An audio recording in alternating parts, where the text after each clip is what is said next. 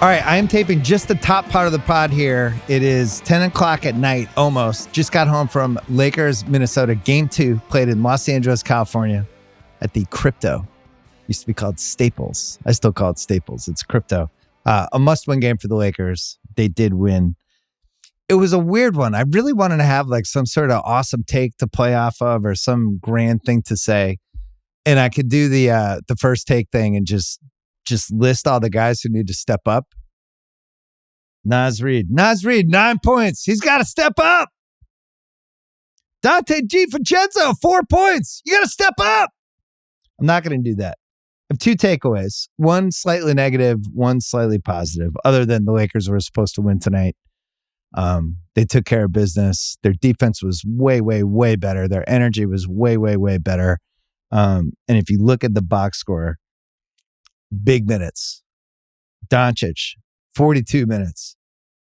Reeves, 42 minutes. LeBron James, is he 40 yet? 39? Somewhere in that vicinity. 39 minutes. Rui Hachimura, who got hit in the face. He's wearing like a Batman mask. 34 minutes. Finney Smith, 38 minutes. So they basically did a Tibbs on this game. And the positive comment here is just the LeBron stuff is just incredible. He's 21, 11, and 7. Big energy plays, big defense. And I'm watching it going, this team is in basically the same situation the Warriors are in, where they're going to have to go small to be truly effective, right? The Warriors have Draymond, who is this undersized center. You can kind of get away with it. And they're always at their best when Draymond's at the 5 and they can surround him with shooters and stuff and do that thing. This Lakers team, by default, is at their best when they're basically playing LeBron and Rui as the quote-unquote centers, even though they're not centers. And they're just scrambling and hustling on defense. And they're just trying to protect the rim. They're trying to get away with the physicality that you can get away with when you have LeBron James and Luka Doncic on your team. And just be physical from the gate and just keep scrambling, keep trying, keep having energy.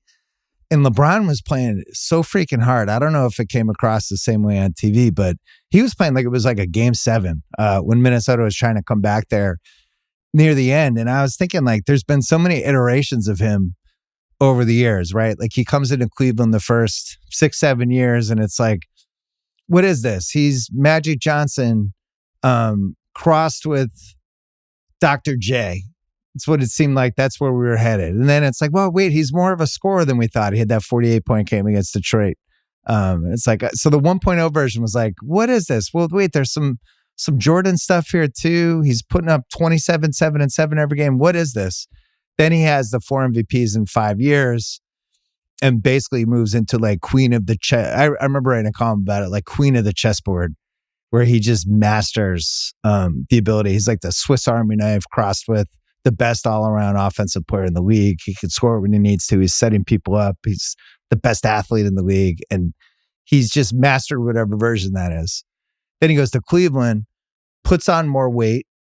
Now he's got this weird post-up power game. And that's where he kind of moves through the mid-2010s there, where it's like he's still the Magic, not really Doc anymore hybrid. It's more like a Magic Karl Malone hybrid with a little Jordan thrown in, not that much, but really Magic in Karl Malone's body, using the physicality. And that peaked in the 2018 season where he's bully balling anybody. And that's basically he's been. He added the 3-point shot. So like the 3.50 version of this was that Karl Malone Magic combo with the 3-point shot. I don't know what this version is. And I don't know if he really knows either, because they have this incredible offensive player in their team, Doncic, who 31, 12, and 9 tonight. And all they're doing the whole game is trying to get Gobert to get switched on to Luka. That's it. That's the offensive strategy for the most part. Where's Conley? Can we torture him? Oh, he's not in. Let's go after Gobert. And LeBron's over in the corner watching, for key possessions. And it's really weird to watch in person because he still looks like LeBron. He's still as athletic as, as he was in his post prime. He can still create his own shot. He still was doing all the same, looking for teammates, all that stuff. And then there's times he just seems marginalized. You kind of forget he's out there for a couple of possessions. And he's figured out always how to be involved in the game, even if he's not involved in the play. And he's always moving. He's always hustling. He's using his brain. And it was really cool to watch. I was really impressed. So for them, he's kind of a little Draymond-y on defense, I guess. Better rebounder. He had, how many rebounds did he have tonight? 11. Trying to protect the rim every once in a while and then just keeping energy, attacking, trying to get offensive rebounds and picking his spots. And when they need him, he missed a few wide open shots today, which was uncharacteristic for him. But I thought it was really cool to watch. And whatever balance they found tonight is just how they're going to have to play. And I don't know if it's sustainable, but when you think about it, I said this before, to win 3 rounds in the playoffs, you have to go 12-9. So can this team be slightly above 500 for 3 rounds? Like, maybe. I personally don't think either of these teams are going to win 3 rounds. I think it's going to be OKC Clippers. Whoever wins that series will be in the finals. I thought that before the playoffs. I think that now. But when you think of what they did tonight on FanDuel, that's moved down to -112, the Lakers. Minnesota was, I think they were -180 after they won game 1. So this series is just swinging back and forth. And I picked Lakers in 7 before the series. I will say this, and this leads to my second point, because I want to talk about Edwards for a second.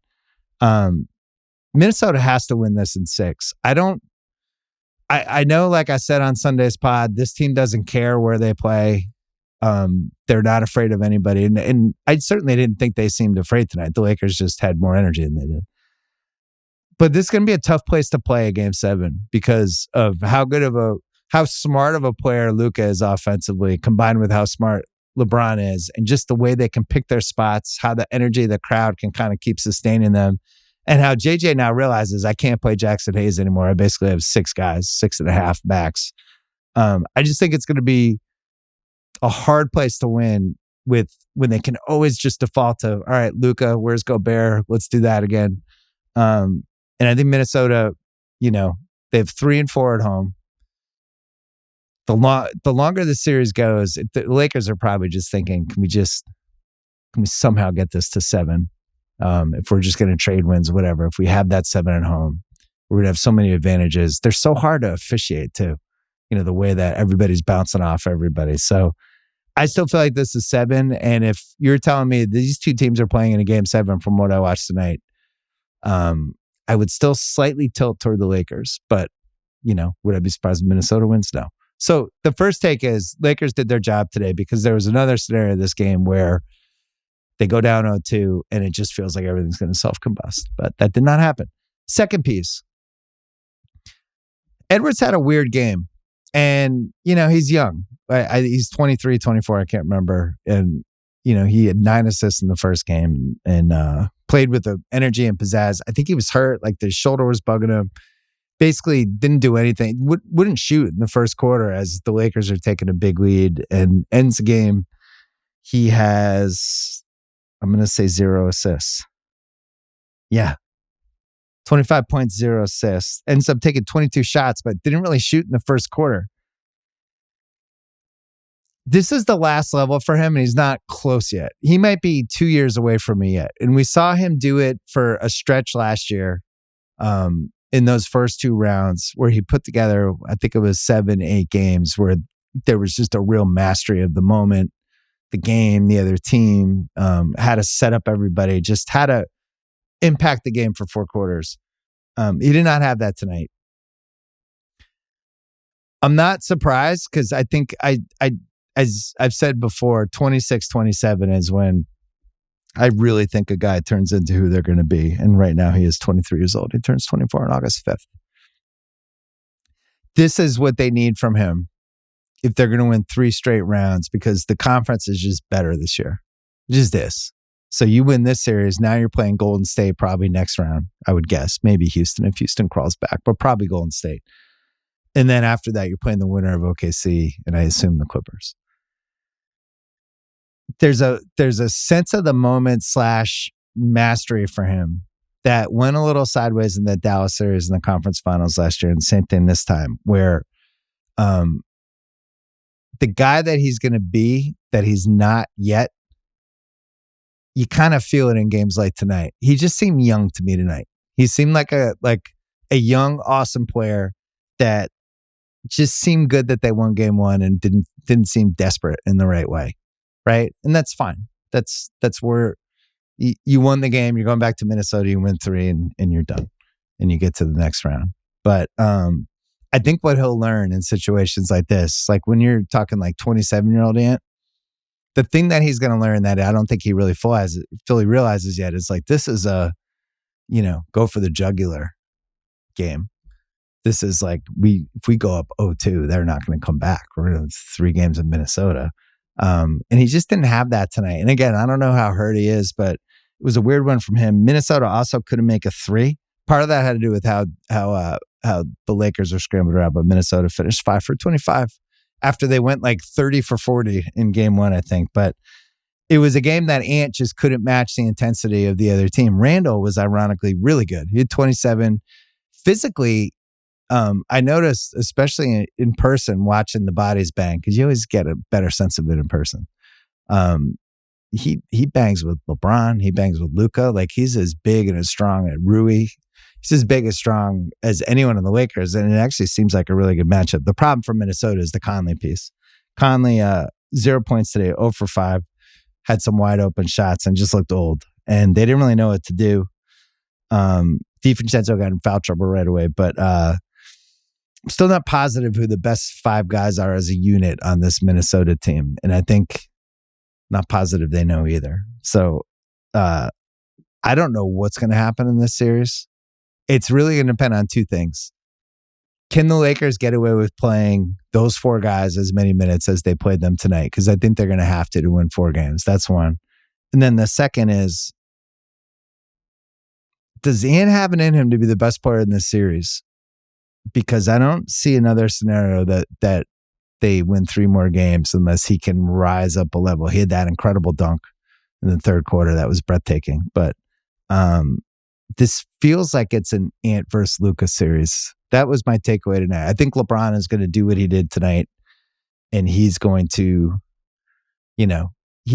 he's a fixed cost in this series. I know what I'm getting from him for the most part. The threes are going to come and go, but for the most part, we're going to get the energy and the creativity like we had tonight.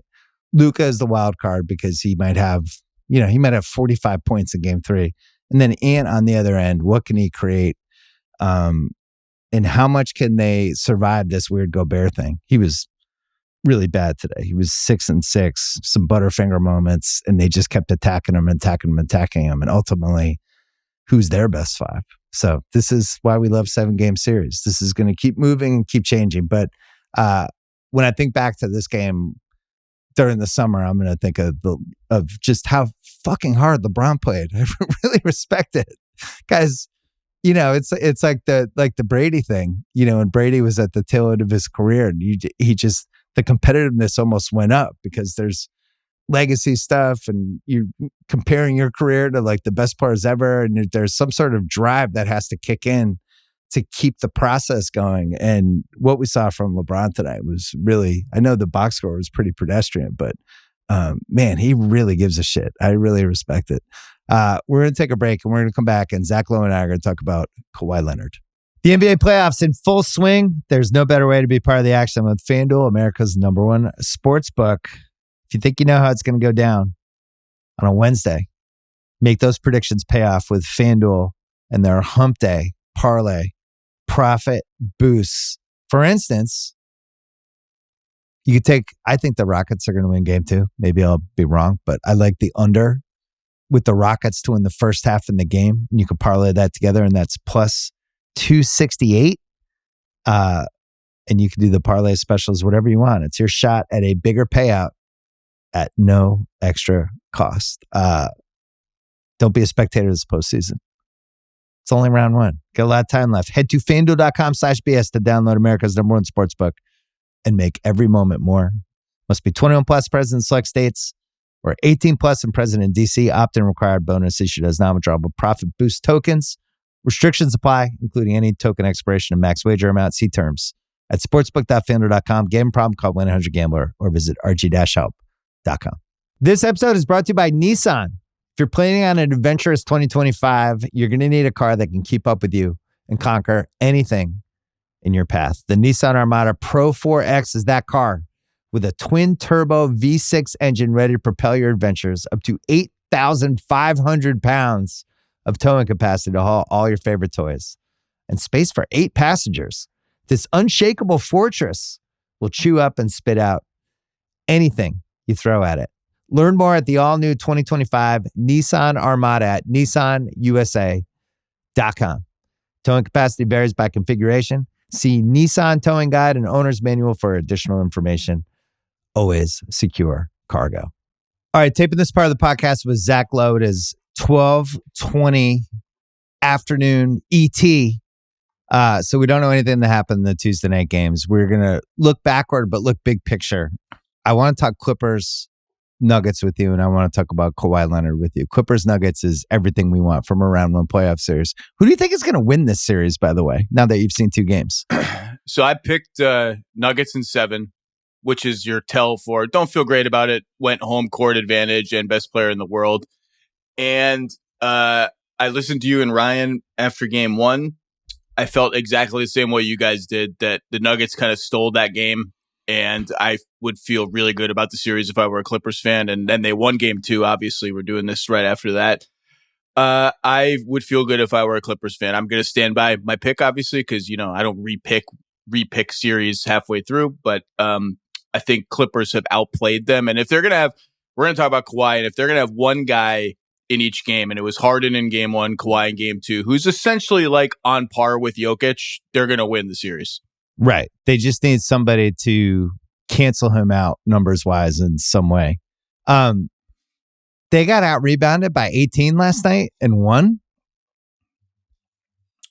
They survived a really great Michael Porter performance compared to his complete no-show in game 1, and that didn't matter. But the Kawhi piece was the piece, and it got me thinking, like, you and I have known each other for basically Kawhi's entire career. I think we first met each other, at least like on email or wherever, in 2011, which was the year he was drafted. I thought one of the best pieces you ever wrote for Grantland was the Kawhi George Hill trade piece, which was, I think, I just remember when you wrote it, I was like, I feel like this is where basketball writing is heading. Like, it's not just like, this is like some sort of, it was sourced. Why did they do this? Where's this going? It was a sliding doors moment. And I still can't believe they, like, multiple front office people talked to me on the record for that piece about, like, what was going on during the draft. What were they thinking? I'm like, well, maybe that's why. Maybe it was like a newish piece. And they were like, this will be fun. Let's do this interview and reveal, like, what was going on for this crazy trade. But I don't feel like that would happen anymore, right? That's what I'm saying. I don't think anyone's doing that again. For some reason in the early 2010s, people were like, here's some information. Take it wherever. Worked out well for me. So then Kawhi, he has a couple different arcs. There's never been a career like this. And I said to you, just come on my podcast. We're not going to do an hour and a half. Let's talk about Kawhi Leonard, because I can't remember really anything like this. I think it's the second biggest what-if career of all time. I'm going to start there. I think Bill Walton is still number 1. I think Kawhi's second, where it's been a great career. He's making the Hall of Fame anyway. He was NBA top 75. But there's this extra gear, and it came down to bad luck and injuries, which happens so much in the NBA. But you see stuff like last night, and you go back and you look through some of the history, and you're like, could this guy have been like one of the 15 best players of all time?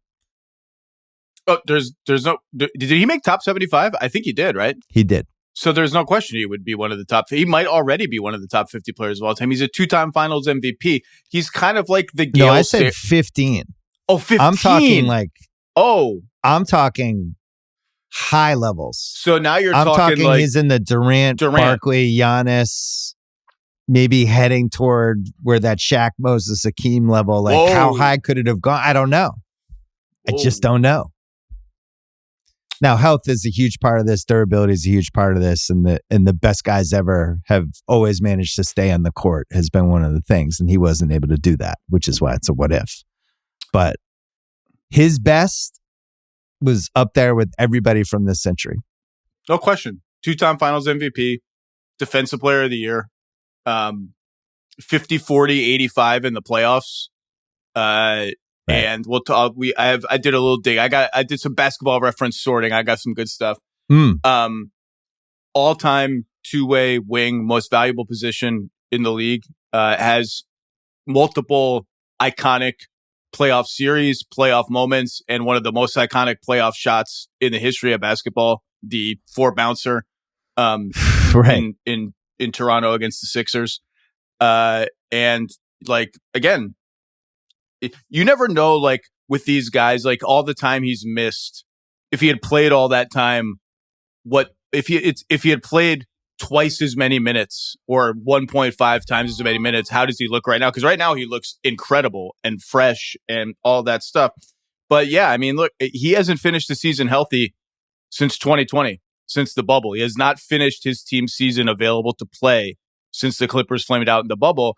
And knock on wood, we're only 2 games into this, and he's playing a ton of minutes, and he played a ton of minutes at the end of the season. If he plays like this, like I think we just did you just give up on this? Like I just kind of get like when they lost Paul George in free agency, I was just kind of like, he's going to miss half the season. It's going to be all dependent. I just didn't see the Clippers ever reaching this level again in this iteration of them, in part because I just kind of gave up on this. It just seemed like a pipe dream that we'd ever see this level Kawhi in the playoffs every game. And I really, you know how much I love Kawhi. I voted him MVP in the year Russ won the MVP when it was a super controversial vote. I think I was one of 8 guys to vote for him. I thought he was the best player in the league that year. And I just hope we get to see this, because what he's doing and just eviscerating every defender that they threw at him last night, 15 of 19 for 39 points is ridiculous. And the last basket of the game, it was to put them up by 3. Hard shots too. And a steal right after that. Shots. Right. He just, what we saw last night in game 2, which is why I want to do this segment, because I don't feel like it's possible to overreact to it. What he did last night was as good as I think I've ever seen him play. And this is a guy who's had some amazing moments. But yeah, I mean, if you go through it, there's so many what ifs with him, where you start with like, what if the 2017 playoffs when he gets hurt, right? I don't think they would have beaten Golden State. I think that's one of the 3 or 4 best teams of our lifetime. But it would have been a good series. And we saw enough in the 2.5 quarters of that game to be like, okay, like he's going to give them a puncher's chance in all these games. Like they'll probably lose 4-2 or 4-1, but this isn't going to be like a walkover like everything else they had that year. Yeah, he's going to be throwing punches. What if he signs off on the 2018 Boston trade? Is a really good what if. Okay, when Boston was trying to come after him. Take me. That's your world. Well, that at least would have been Jaylen Brown and some other stuff. And, you know, I think Boston was really hesitant to actually consider talking about it because he was making it so clear this is a 1-year thing. And I'm going to LA. And wink, wink, I'm going to a different city after. When Toronto didn't care. There's the what if Kawhi just re-signs with Toronto in 2019 because they had a pretty good nucleus, you know, and you think like, the league was a little bit weird there in 20 and 21, 22. Could they have won gotten 50-something games the next year. They were one of the best stories. I think. Did Nick Nurse win Coach of the Year that year? I think after, yeah. There's the what if Kawhi signs with LeBron and the Lakers in 2019, which is what we thought was going to happen. Woo! And I don't even know, can they get Anthony Davis at that point? Probably, I don't know if they could. Maybe they could have fit all these. I can't remember the details of it, but maybe if you get Kawhi, you don't need Anthony Davis and you're using those picks for other things. You're building around those 2 guys. Those 2 guys make sense together. What if he starts getting hurt within a couple months after that trade and now LeBron has no running mate and that it's ridiculous to even suggest this, Bill. Nothing like that ever falls into the Lakers' laps. It doesn't happen. They don't just get stars that go to their team like shockingly. Yeah. It doesn't happen. What if COVID doesn't happen is a really good what if for really a bunch of different people in 2020, but especially when you think about where the league was at that moment. Milwaukee was kicking everybody's ass. The Lakers and Clippers were the 2 best teams in the West, and it felt like there were 3 teams and then everyone else, and we were headed toward this LA versus LA.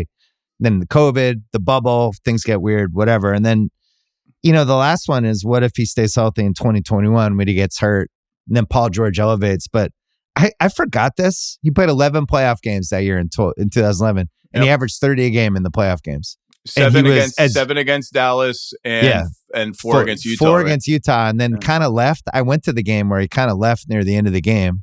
It's like, that's not great. Well, can we just stop for a second? Like, yeah, we shouldn't slow down on it. We should slow down at a couple of things. Yeah. The first one is the bubble and COVID, because I picked the Clippers to win the championship that year, and we learned pretty quickly, even during the bubble and then after, that no team wanted to be there less than the Clippers, and they just completely. Right. I don't know that I've ever seen a team let go of the rope like that. Like they did against Denver. Like they wanted to leave over trying to win the title. Seemed to be a feeling that was pretty pervasive. And 2021, he gets hurt against Utah. The series is 2-2 when he gets hurt, and they end up winning the series.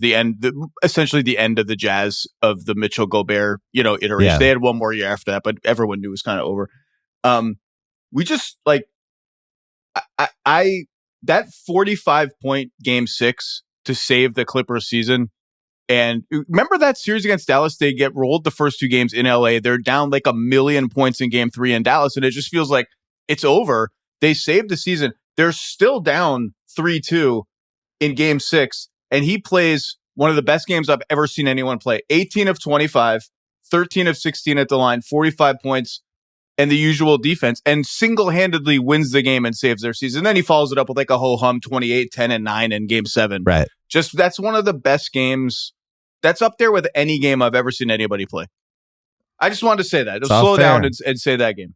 Well, and then you think from a Clippers standpoint, the most tortured NBA franchise we have, and 21 is just wide open. You look back at that season, it's like Bucks team that I'm not even sure was the best Bucks team. The Suns make it, right? And I think there's a bunch of teams that are like, we could have beaten that if this had happened or this had happened or this had happened. And that ends up being our finals and the Bucks wins. But Bucks win. But I think the 22 Bucks team, you could make a case if Middleton's healthy that year, they're probably a better team than the 21 team. So anyway, a whole bunch of what ifs. From the what if career standpoint, Walton's still number 1 for me because he just wins multiple titles in the late 70s and goes down as one of the best 15 guys ever. Kawhi is second, and then my other 2 for my lifetime were Andrew Toney, who really only played 5 years, and then his feet went on him. But I just think would have been a Hall of Fame 2-guard and probably the second best 2-guard in the league behind Jordan. And then Bernard King was the other one, he was 28 years old when he blew out his knee. He was averaging 33 a game that year, which in mid-80s standards is like 40. And came back, but was never really the same, but was he was the forward scoring Michael Jordan of that era. And then the only other one I have is Yao. I'm glad you brought up Yao because I want to bring him up later. Yao is the one where it's like, man, we kind of forget that Yao only played like 8 years. Ralph Sampson? Sampson's a good one. I'm not sure he knew where, he got hurt, but I've always felt like he spent 4 years in college. And then it's like, am I a center? Why am I on the perimeter this much? I'm never sure he totally figured that out from like a ceiling standpoint. Yao could have been 23 and 10 for like 15 years, but I think the China national team murdered him. And then there's some other ones. There's like the T-Mac and C-Web, but those are guys like they had good careers and they got hurt a little bit later. But I think those are my 5. Anybody else you have? Well, there are some. It depends how what if you want to, Len Bias. Never played in the NBA, but we're working. So I'm glad you brought up Yao because I just did to point to your point about how unique Kawhi's career is. I just did a search on Basketball Reference. People in the Hall of Fame with player efficiency ratings for their career. PER, everyone craps on it now. It's like a useful, like if I just need a catch-all, like was this guy good? How was he, right? Yeah. PER above 22 for their career. Kawhi's regular season is 23.2, I think. And because I wanted to see how many guys Hall of Fame that elite level and how many played fewer than Kawhi minutes wise. I think Kawhi's at about 23,000 career regular season minutes. There's only 3 guys in the Hall of Fame that meet that PER standard and played fewer minutes than Kawhi. One is George Mikan, okay, like original NBA, right. Dinosaur, but innovator, ABA commissioner, all that. One is Neil Johnston, 50s Philadelphia Warriors player, probably made your book of basketball. Bill Russell kind of took him out. And the third is Yao Ming. And so that was a name that I thought of right away even before I did that search. He only played 15,818 career minutes. But obviously, unlike Yao, Kawhi is a multi-time champion, multi-time finals MVP. And then you go right. And then there's a Neil Johnson played 18,300 minutes. And then there's a 10,000 minute jump to the next guy on this list. And it's Dr. J, who obviously played in the ABA too. So he's got other men. Like there's a 10,000 minute gap between those two guys, and Kawhi's right in the middle of it.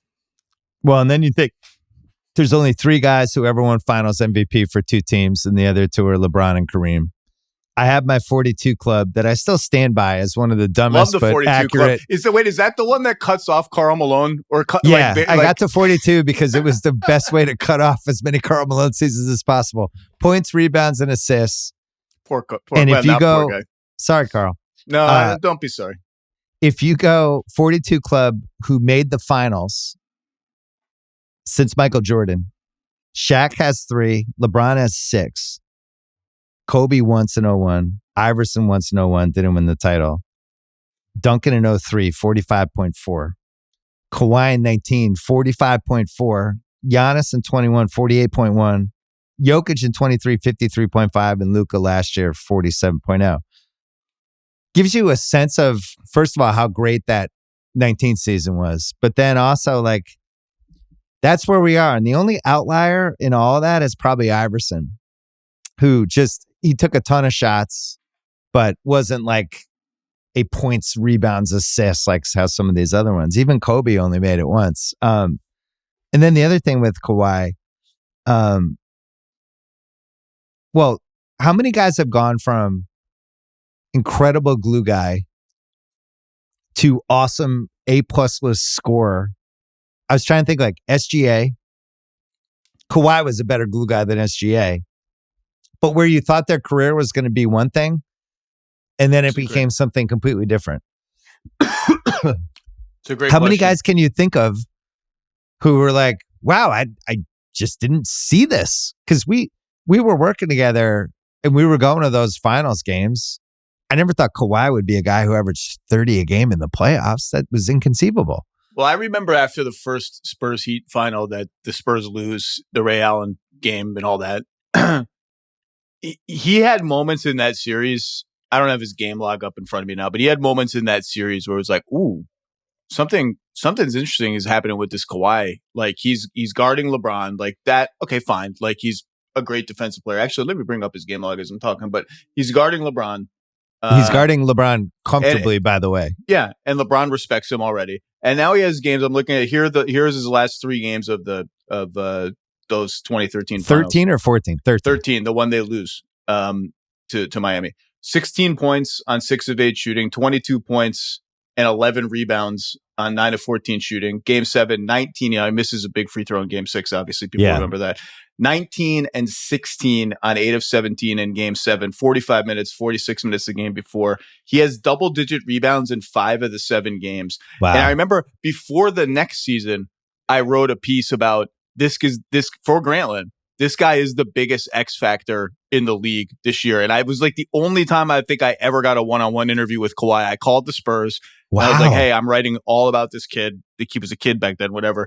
And I remember their PR guy, Tom James, was like, this will be your one for the year. Like, don't call and ask for Pop. He was being polite about it, but like, you know how the Spurs are. I was like, you're not getting Pop. Like, this will be the one. But like, I think it's a good idea.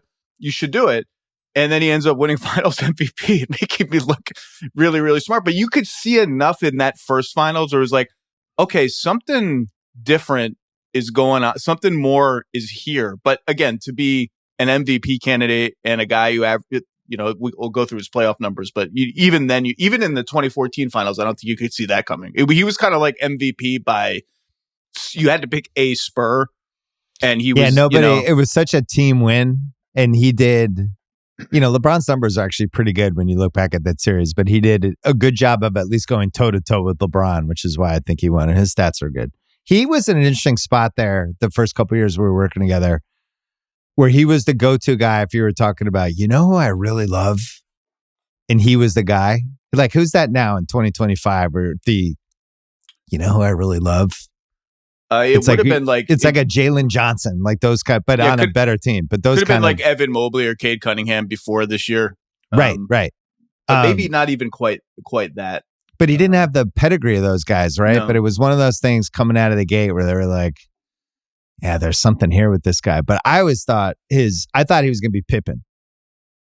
And Pippen was a better, like, kind of passer creator than him. He had the ball more than Kawhi did. But to me, the best, still to this day, the best 3 perimeter players I've ever seen in person. And maybe Amen Thompson can get here. But wow. Maybe. I don't know. What is he, 22?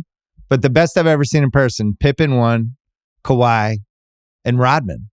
If I'm just talking about, I need a long athleticism. I need a long athletic perimeter to shut down this scorer. Who am I picking? Those are the 3 guys. And then after that, we can argue. But those 3 guys have to be on the list. Is there anybody else you would add? For defense, I'd have to sit and think about it for a second. But I mean, Gary Payton wasn't big enough to be in this conversation, right? Like, you're talking about guys who could guard everybody from LeBron James to Tony Parker. Like, anybody basically from 6'1" to 6'10" they can handle. And also maybe even like you could throw Kawhi at Jokic at this point, and it's not like crazy. I'll give you this one too. Like I sound like an old man. It's not that long ago, but like he's still a very good defender now. Like if he were healthy and played the whole year, he'd be in the all defense conversation. Yeah. He's still that good.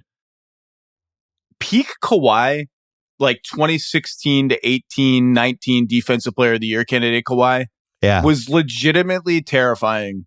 And to the point that he would turn entire games by himself, like steal, dunk, block, dunk, steal, 3-pointer, and be like, what just happened? Did that one guy just go on a 9-0 run? And I remember the most underrated playoff series I think maybe anyone has ever played is that year, Kawhi against Memphis in 2017 in the first round. Like a ho-hum Memphis team. The Spurs should have won that series. Yeah. He was like incredible in that series and did everything for that team, and just like people can go back and look it up. But I like remember the Ben McLemore thing. I think he ruined Ben McLemore's career because Ben McLemore tried to dribble within like a 10-foot radius of Kawhi, and Kawhi just took the ball out of his hands 2 possessions in a row and went and dunked on the other end. I wanted to write a story about that. I approached Ben McLemore's people once, and I was like, "Can I write this story?" And they're like, I don't think he wants to talk about that. But still not ready. But I ended up writing something different about him. He had he was a very sweet guy and had an interesting arc to his career. But like peak Kawhi, if you were not like an A-level dribbler, you could not dribble anywhere near him. He would just take the ball from you. Well, I remember one of my last pieces I wrote for Grantland. We did this art drawing because we were talking about how Kawhi was like an octopus. He hit this level the second half of that 2015 season coming off the finals MVP. And that second half of the season where there was a lot of storylines going, right? Like Curry, the Warriors are winning 67 games. Curry's about to win an MVP. Blake has become one of the best 5 guys in the league. LeBron's in his first Cleveland season. Harden is starting to really kick ass on Houston. And it felt like this sea change of like this new generation of guys taking over, kind of taking the steering wheel of the league. And then Kawhi was in there just wrecking everybody. And I remember we did this octopus drawing of him, and you can find it probably on one of the last Grand. But Kawhi's face on this octopus, because he would just kind of be on the court. He'd be like, I'm just going to take the ball. And he would just go over and like grab the ball. But you could see the moment when he would decide, actually, I think I can just get the ball. Like you're dribbling it like everything's normal. How about I just take it? I'm just going to grab it. So that stretch he had on the Spurs, basically from the second half of 15, 16, 17, leading to him stepping on Zaza's foot. He was as good as any. And we have Durant humming on OKC at that point. We have kind of the last stages of Carmelo. We have LeBron on Cleveland. We have a lot of good forwards, and it's just this amazing forward stretch. I was thinking most talented small forwards in my lifetime. Just talented. I'm not going best career into that stuff. And LeBron's one and Bird's too. And then Kawhi versus Durant, if you're just talking apex, it's pretty good. It's a pretty good argument. That's almost a 3A, 3B thing. And Durant's had a better career because he was more durable. I don't know the answer. It's actually kind of amazing and speaks to how great he was during, that 5 or 6 year stretch. That he's a 6-time All-Star, because it doesn't feel like he's been healthy enough in his prime to be a 6-time All-Star. It's just when he's minimally healthy, it's so obvious that he's one of the 5 to 8 best players in the league that he just makes the All-Star team every year. The Durant one is interesting. Durant's got the height and the quick twitch shooting from any range ability. The bulk and defense, and just you can't move him at all that Kawhi brings. Both of them are their assist numbers. Durant's probably a little higher, but broadly similar in that they're not a primary creator. They're more a secondary creator. It's an they're interesting, in the 4 assist range. It's an interesting one. Well, one other thing with both of them, there was a little bit of a Swiss Army knife with each, where I felt like you could play Kawhi at either forward spot and get away with it, right? You could play Durant. I mean, it's not awesome to play him at small forward, but you could do it. But really, he has the ability to either you go stretch 5 with him and just go smaller, or you can play him with a center. It was just a more flexibility in a lineup than maybe LeBron had up until later in his career, where LeBron was like, he needed certain things around him. Those guys you could kind of mold, whatever your roster is, you could kind of mold them a little bit. But I really think those are the 4 best, quote unquote, small forwards I've seen in my lifetime. Can I? These are great names. Can I just read you another list of things I got from Basketball Reference? Do it. Searching around. I'm ready. I just did playoffs. These are playoff numbers. Again, PER is not a perfect stat. Good catch-all. Kawhi's career playoff PER is 24.3. It's higher than his regular season PER. That alone is an accomplishment, by the way. Well, for a perimeter guy, that's really high. If you can maintain your efficiency stat, if you're an elite player and you can just maintain your regular season efficiency into the better competition of the playoffs, that alone is an accomplishment. To go up a mini level is a big, big deal. So I did above 24 PER, at least 4,000 minutes in the playoffs. Kawhi's at 5,009, I think. So you got to have been there a decent amount of time, and you maintain a 24 efficiency, 24 PER. 8 guys total have ever done it. And I'll go in order of their player efficiency ratings. Number 1, Michael Jordan, 28.6. Number 2, LeBron James, 27.9. Number 3, Shaq, 26.1. Number 4, I still think, for my money, maybe the most criminally underrated player in the history of the NBA, Hakeem Olajuwon, 25.7. Not by me. Not in this house. Number 5 is a tie at 24.3, and it's just too good that it's a tie. Tim Duncan and Kawhi Leonard. And then right below them at 24.2 is Barkley, who has the fewest playoff minutes of this group. And right below Barkley is Durant at 24 flat. And that's it. That's the whole list. The legend's not in there?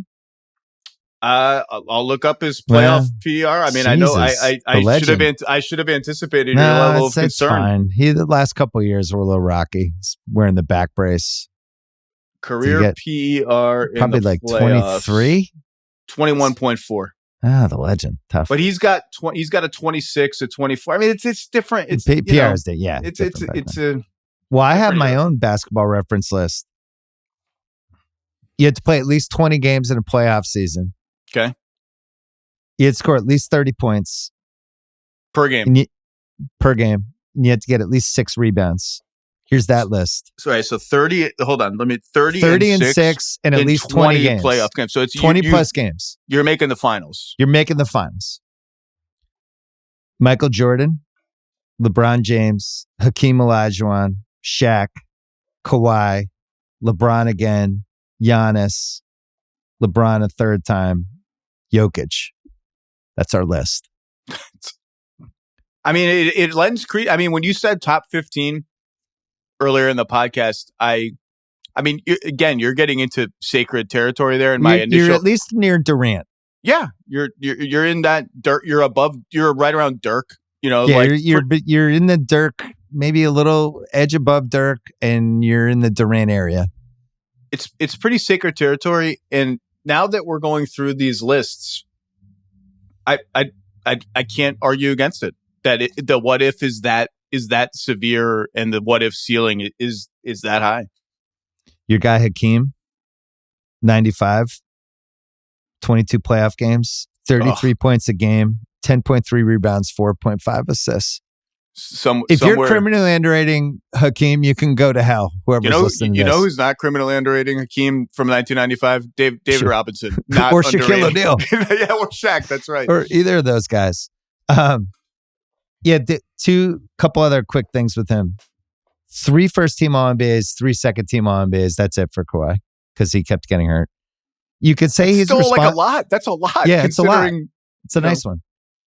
You could say he's responsible for title teams in San Antonio, Toronto, and maybe Oklahoma City this year.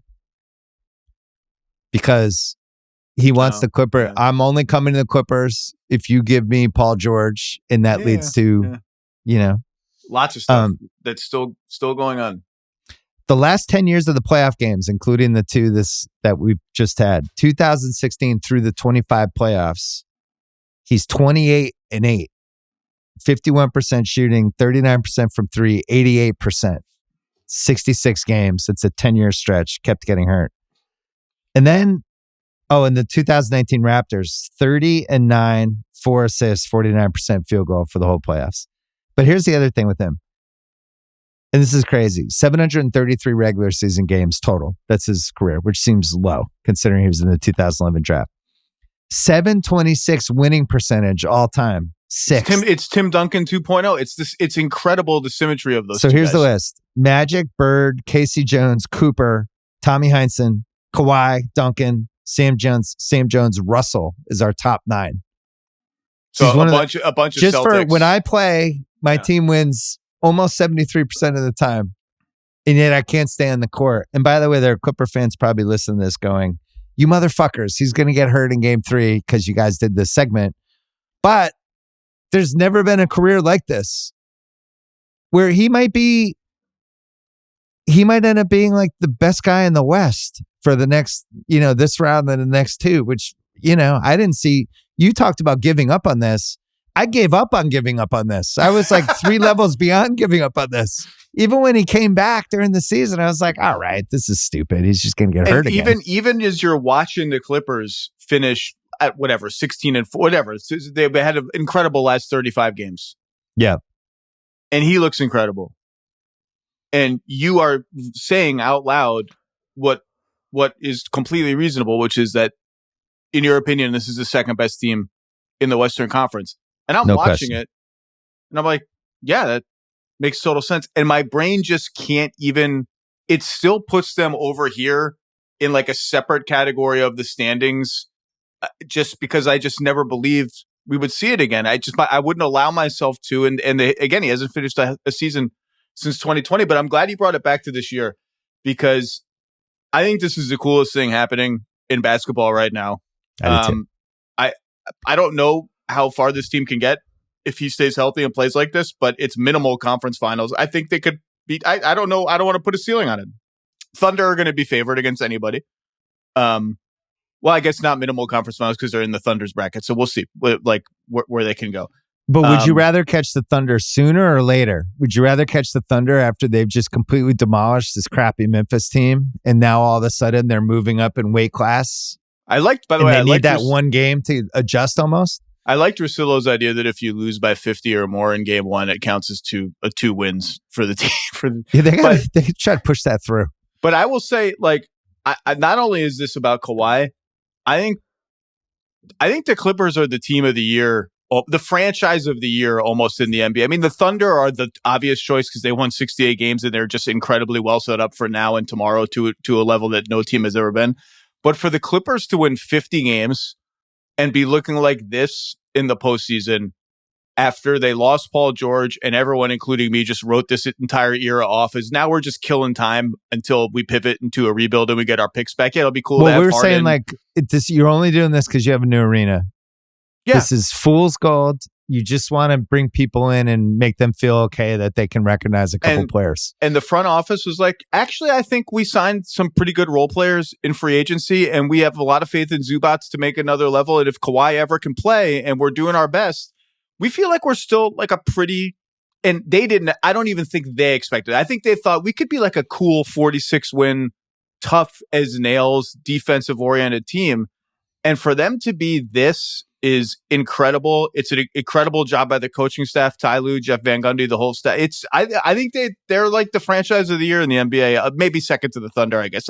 You can't undersell what an incredible accomplishment it is for them to be a 50-win team and going toe-to-toe with the best player in the world in a playoff series in the, middle to upper half of the Western Conference bracket. It's ridiculous. Well, and they know they can play with OKC. They have a real identity, which I think is so hard to find. And there's 2 teams in the East that have an identity. That's it? Yeah, the Knicks do not have an identity. They just do not. Concerning first couple of games. They do not have an identity. Knicks. Remember when we did that pod and I said Tibbs was my wild card? Don't be surprised. I'm feeling better about that prediction. Can I give you a third? Yeah. This is supposed to be identity teams. Pacers have an identity. No, good call. Okay, yeah. I'll accept it. Clippers have an identity, and unfortunately, it's built around this awesome player, and they just kind of never know with him. And if you like, I heard Marcus Morris today. I saw him on ESPN talk because he played with Kawhi and he loves him, and he was like, Kawhi was the first guy there. Like the guy works his ass off. He gets this reputation that he doesn't, but the guy worked as hard as any teammate I had. But if you talk to people around the Clippers, and Kawhi is always this thing like, yeah, we don't know. He does his own thing. He's kind of over here, and we just kind of keep our fingers crossed that he's going to be awesome. The difference this time versus some of the other times, he just looks good. Like when you watch him, like his side-to-side stuff and the athleticism, it feels like it's back. He's got lift on his jumper. Like he made a couple jumpers last night in traffic with a hand in his face, and he's able to elevate now like he used to. And he just has that line drive shot he can get over anybody. And he's such a weird player. There's no player like him now who's like, I just want to get this 14-footer. I just want to get to my spot and get it, and I'm going to get it. And, so. Well, that's why he's always been an elite postseason player, among many other things, is that there is some truth to the idea that in the playoffs, you need a little bit more than in the regular season, at least. You need some twos. Guys who can get those shots. And he can get, like the last shot he made last night to put the Clippers up at 105, 102, I think it was. Yeah, it was the last shot of the game. The last basket of the game.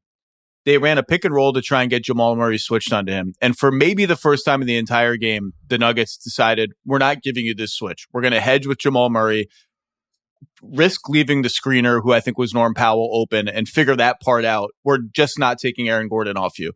And he was like, cool. Like Aaron Gordon is a tank. I'm totally cool with this. I'm still going to get to my spot. And he made that jumper from the right wing over Aaron Gordon, and it was vintage Kawhi.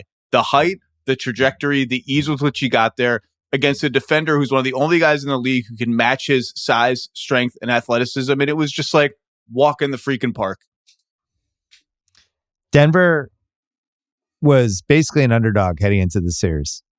Clippers were minus 118 favorites. Denver wins game 1. I talked about this Sunday night. It flips just a little. So Denver became a minus 118 favorite, whereas the Minnesota things flipped wildly. Now on FanDuel, the Clippers are minus 180 to win this series. Wow. And honestly, if you tell me, no way to know this, but if you're like, Kawhi's playing the rest of the series and he'll be at the level you're seeing, I don't see how Denver wins. I also think Denver has some real issues. It goes beyond the Westbrook stuff.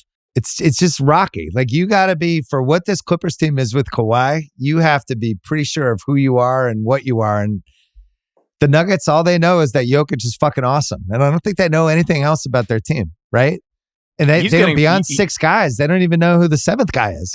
And he's getting frustrated too. He's getting frustrated with the officials. He's been pretty demonstrative, not in a bad way, but with teammates trying to point them in the right direction. 7 turnovers, missed some big free throws in both games, including 2 late in game 1, only 6 of 10 from the line yesterday. I mean, doesn't he look a little worn down to you too? I'd be worn down carrying it. I thought last night, as a giant Jokic watcher, as I know you are too, but last night the guy seemed like he was physically beaten up last night. And he's had 20 minor injuries, nothing major, but I sound like I'm making excuses for him. He sucked last night down the stretch. He was bad. It's funny you say that because I was in my notes I was taking on the game. I can't remember when it was in the game, but I'm paying very close attention to every Murray Jokic pick and roll, how the Nuggets decide to guard it. Yeah. Different ways, their default strategy has been X, Y, and Z. And there were two in a row, I think in the third quarter maybe, where they didn't need to do anything dramatic. They didn't even need to do their sort of usual response to it so far in this series, because Jokic didn't pop to three, which is dangerous for them. And he didn't roll into floater area for like a pocket pass from Murray, which is a danger area for them. So Zubac just kind of saw it. He just sort of stood at the point of the screen, like 19 feet from the basket. And Zubac was like, oh, cool. I can just sort of drop back and play this like a normal pick and roll. And the worst case scenario is he gets a 20-foot jump shot. This is a nice reprieve. And I just took note of those because I was like, you don't see him do that very, very often. And I said in my notes, like, maybe he's tired. He should be. He's playing 40 gazillion minutes every night on a team that needs him to do literally everything on offense for them to survive. Yeah, he was 4 for 8 from 3 last night. I just remember it triggered me in the memories of the Minnesota series last year when I just thought he lost his legs as that series went on, because they were just absolutely murdering him game after game, and they had so many big bodies to throw at him. And then by the end of it, the three-pointer started to go. When he starts missing free throws, I always feel like that's a bad sign, but I just think the burden he's carrying on this team, especially not knowing if Porter's going to show up or not. Porter showed up last night and rebounded. You did. I don't know if he's going to show up for game 3. This seems like a team, and we've watched a lot of playoffs, and I'm even older than you. This seems like a team teetering on this could really go badly in these next 2 Clipper games. Or they'll just look, Jokic will be great in game 3 and be like, what were we worried about? But I just feel like they're, like, if I go through every other team, like the Knicks have real problems. We knew this. I don't really change anything I thought of the Knicks other than I was surprised how well the Pistons have played. The 7 of the 8 quarters, they look good, right? They'd won a horrible quarter and it's a 1-1 series. The Knicks, we knew they didn't have a bench. We knew they were going to have to play too many minutes with those guys. Denver, I could just see this going any direction now. And I think the Clippers are better than them. So we'll see with Kawhi. But I'm glad we captured this moment because... Well, can I just add one more Kawhi thing that is too irresistible given that this is a podcast with you? I think about Kawhi 100 nights a year, 50 nights a year, for this reason and this reason only. I don't even know if you remember this. After the 2017 season, when Russ wins the MVP and averages a triple-double, you voted for Harden, I believe, right? It was the most we've ever texted about an MVP. And you did a classic Zach Rope-a-dope, and you went, although I could feel you going toward Kawhi. That was one where I just felt it in my gut. But anyway, so you voted for Harden, and you're so proud of the vote that I believe you had them made. You or someone in Grantland had them had these shirts made. I should have brought it, but it looks disgusting. What was it? Now. Right side of history? It's a white T-shirt, and it says 2017 MVP, right side of history. And it has a photo of Russ and a photo of Harden and a check mark in a box next to Harden. Yeah. And now that's in my pajama rotations. It's one of my pajama shirts. So I look at it and it makes me smile, but it also pisses me off because I have the wrong vote for me on the shirt. I need a Kawhi version of, I look at the shirt, Kawhi's not on it. It's the right side of history is James Harden. They're like, well, that's not my side of history, but I wear it anyway as pajamas. So I think about the 2017 MVP like a third of the year because it's pajamas for me. Did you vote for Harden second? Probably. I think so. I'd have to go look it up. I probably did. Yeah. That was the year like LeBron was 4th and you just felt like this is insane, or that, this is the way this is breaking. How? Why? But that's how it broke. The LeBron MVP conversation goes every once in a while. The only one he has a case for after 2013 is the 18 one when Harden beat him. I voted and the for numbers Harden were around the same. I voted for Harden too, but Houston won 65 games, and Cleveland. LeBron spent 6 straight weeks pouting and giving everyone that's why he didn't eyes. win, which nobody remembers from Basketball Reference. He did because he hated his team and was like, "I need you to trade all these people." Basketball Reference doesn't capture that, unfortunately. But that's the one that I think people mention. But Harden clearly should have won that year. All right, Zach, you have a podcast coming Thursday. Thursday, we're going to recap everything that happens Wednesday and Tuesday, depending on which series we have time to talk about, and look ahead to games 3s and games 4s. I think that's coming right off a Warriors-Rockets game 2, and it's coming right off Lakers-Wolves. Will have a couple extra days of rest, so we'll see. If the Lakers are down 0-2, it's going to be DEFCON 1 across the airwaves, baby. Let's go. Are you on Kuminga watch, or have you just sold out your stock and given up? I'm going to keep the stock because I'm going down with the ship. Tim Legler and I used to joke that we needed t-shirts made that we could wear on television, and the t-shirts would have just said, "John, I think Kuminga is good," because we were both we both would just be like, I don't understand. Like, we think this guy's good. Warriors fans, it's incredibly polarizing. Some of them just think he stinks. I still think he's interesting and good, but if they're not dusting him off now and they're winning games, I kind of think the ship has sailed, but you never know. In the playoff, the longer you stay in the playoffs, if they get through this series, the matchups change, someone gets hurt, you never know. But I don't even think about him anymore, sadly. I don't think Steve Kerr does either. Zach, fantastic to see you. I'm so glad you're with us. Thanks for coming on. Thanks for having me. All right, we're taping this part of the podcast early my time on Tuesday morning because Peter Schrager is about to fly to Green Bay for the NFL draft. Why are we having the NFL draft in Green Bay, the single hardest city to get to out of all the NFL cities? Why are we doing this? So hard. Planes, trains, and automobiles. I think the NFL has decided that sunny weather and new stadiums get the Super Bowl, and then cold weather, Cleveland, Philly, Detroit, Green Bay, you get the draft. But yes, this will be a different destination than just a direct flight on Delta to Detroit like last year. I forgot to introduce you as ESPN's Peter Schrager. Oh, yeah. The worldwide leader. You paved the way for me, and now I'm here. Here we go. But what way did I pave? I started reading you back in 2002 at my college dorm on ESPN page 2, and I said, someday I want to write for that website. I didn't realize that 23 years later I'd be on air doing it on ESPN, but I'm here, Bill. Let's go. Have they, what's the longest stretch? What's the longest day you've had? Like, how many shows have you done in one day? Did you do a 3-show day yet? I did. I'm about to experience what they call the car wash at the draft. I got my schedule. It's like, so Thursday morning, you're going to do Get Up, and then you're going to do Sports Center, and then you're going to do NFL Live, and then you're going to do, and I'm like, okay, all right, so we'll see how this goes. But I'm an egomaniac. I'm a narcissist. I like seeing myself on TV, and I'm cool with that.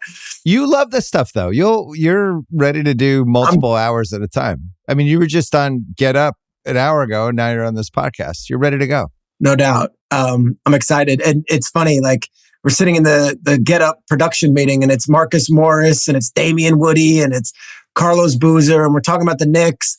And I'm a diehard Knicks fan, and I'm just like trying to stay quiet because I'm here for NFL draft stuff, and I just spill my heart. I'm like, I just can't watch DiVincenzo hitting threes and Randall bullying LeBron and Hartenstein looking like he's an all-world center, and I'm looking at Karl Anthony Towns unable to score and Dennis Schroeder all up in everyone's face, or Schroeder. It's like, so they let me talk about the Knicks, which was fun. And I'll tell you, man, like, all these ESPN shows, I was biting my tongue last week. It's like, if they don't get past the Celtics and the Cavs, is it a disappointment for the Knicks? I'm like, the Celtics and the Cavs, like, I'm petrified of the Pistons. And here we are. And you're going to go to the game tonight or whatever, and you're going to see DiVincenzo and Randall light it up again. And the Knicks had 0 from Cat and 0 from Mikal Bridges when it mattered. Yeah, it does feel like the Knicks fans didn't have enough time to enjoy whatever the team that kind of blossomed last year was. And then all of a sudden it just blew up. I personally don't think Tibbs is the right coach for the team that they currently assembled. And maybe we'll find that out after the year, whether they agree with me. But, they played the 2 games against the Pistons at home, and they lost 7 of the 8 quarters, basically. No doubt. And they didn't look like the better team or the better coach team. And Campaign in the first game scores 14 and is like this huge spark plug off the bench. He gets 3 fouls early. We don't see him the rest of the night. And they had 8 bench points. 8. And they're all from Deuce McBride. None of them of great significance. So as a Knicks fan, I'm sitting here. The series is tied at 1, but I'm not exactly full of optimism. But that's what I bring to ESPN. That's what I bring. You have multi-sport capability, passion, optimism. We're going to talk NFL draft, which we haven't talked about in the last 5-6 weeks as I've thrown myself into it. I don't even know where to start because on the one hand, it feels like a draft that could go chalk. You were on Get Up today reporting that teams are trying to trade up for 2 or 3. Yep. And we don't even really know for who, whether it's like a Travis Hunter play, is it an Abdul Carter play? Is it? I just refuse to believe Sanders is a top 3 pick at this point. Even if the Giants want to take him at 3, why wouldn't they just flip picks with the Patriots and try to get like a 3rd round pick or anything? Why would they take him at 3? Why not move back? Why not move back one spot? I can't imagine in a million years he goes 3. I'm not even sure he goes in the 1st round. I don't think Shedeur Sanders was ever a top 3 pick. This is my big treatise on the NFL draft world and the NFL. Like, I really value what Mel Kiper has to say. And like, yeah. Daniel Jeremiah is like the best in the business. And all of these different pundits on TV, like for a good month there after the combine, it was like, well, you've got, Cam Ward, you got Abdul Carter, you've got Travis Hunter, you got Shedeur Sanders. Like at no point in this process was anyone telling me that Shedeur Sanders was a top 5 pick or a top 10, pick. And then even when the Saints, like nebulous Derek Carr injury, which I roll my eyes about, I don't know what's the story there, but Derek Carr. Do you think that was an my arm? I think it's broken. Rodney Dangerfield Caddyshack injury. Hey, I can't say anything publicly because then it comes out. But like that one came out of nowhere. I don't think the Saints saw that one coming. Derek Carr's shoulder, and everyone's just like, "Ooh, Saints aren't going to take him." Like, guys, I think everyone's mistaking what we want Shedeur Sanders to be into what the NFL evaluators see him as. So here's my take on Shedeur. If he goes 3 to the Giants, this is one of those cases where they did all the work, they feel comfortable with him, and it's like, if we like him at 15 or we like him at 20 in this year's draft, who cares? If it's not one of the blue chip guys, take him at 3. We've got our quarterback. We took him at 3. Well, we're good. This is the Bo Nix Denver last year, right? No doubt. Like, you know what? We like him. We'll just take him 12. Could we get him at 28? Sure. Blake Bortles to Jacksonville. I remember that pick also. He went 3rd overall. And everyone's like, they took Blake Bortles 3rd. Like, and it was a big surprise. If we like him as a quarterback in the 1st round and we have the 3rd pick, like, we're not going to get cute here. So that's it with Shedeur. And we're recording this on Wednesday. I could tell you there is a, sorry, what is today? Today's Tuesday. There is a meeting that's going to happen on Wednesday between John Mara and all of the brain trust from the Giants, and they're going to go through their draft board. And they've talked, of course, it's been fluid throughout, but like, this is one of those where does the owner step in and say, guys, I am not going through another draft year where we don't get a quarterback. If we like Shedeur, I'm okay with you taking him at 3. I don't see it happening right now. I see a far more likely scenario being the Giants take Abdul Carter at 3, and then they trade back into the 1st round and get either Jackson Dart or Shedeur Sanders. But just to empty the bag a little bit on this whole thing, like the Giants have been to multiple Shedeur Sanders games. They have been to, I know Joe Shane himself was at a practice earlier this year. They sent 13 people to the pro day. He came to New Jersey. They not only did a visit with him, they then took him out to dinner in Jersey. And then last week they went back out there for a private workout, which I'm told went well.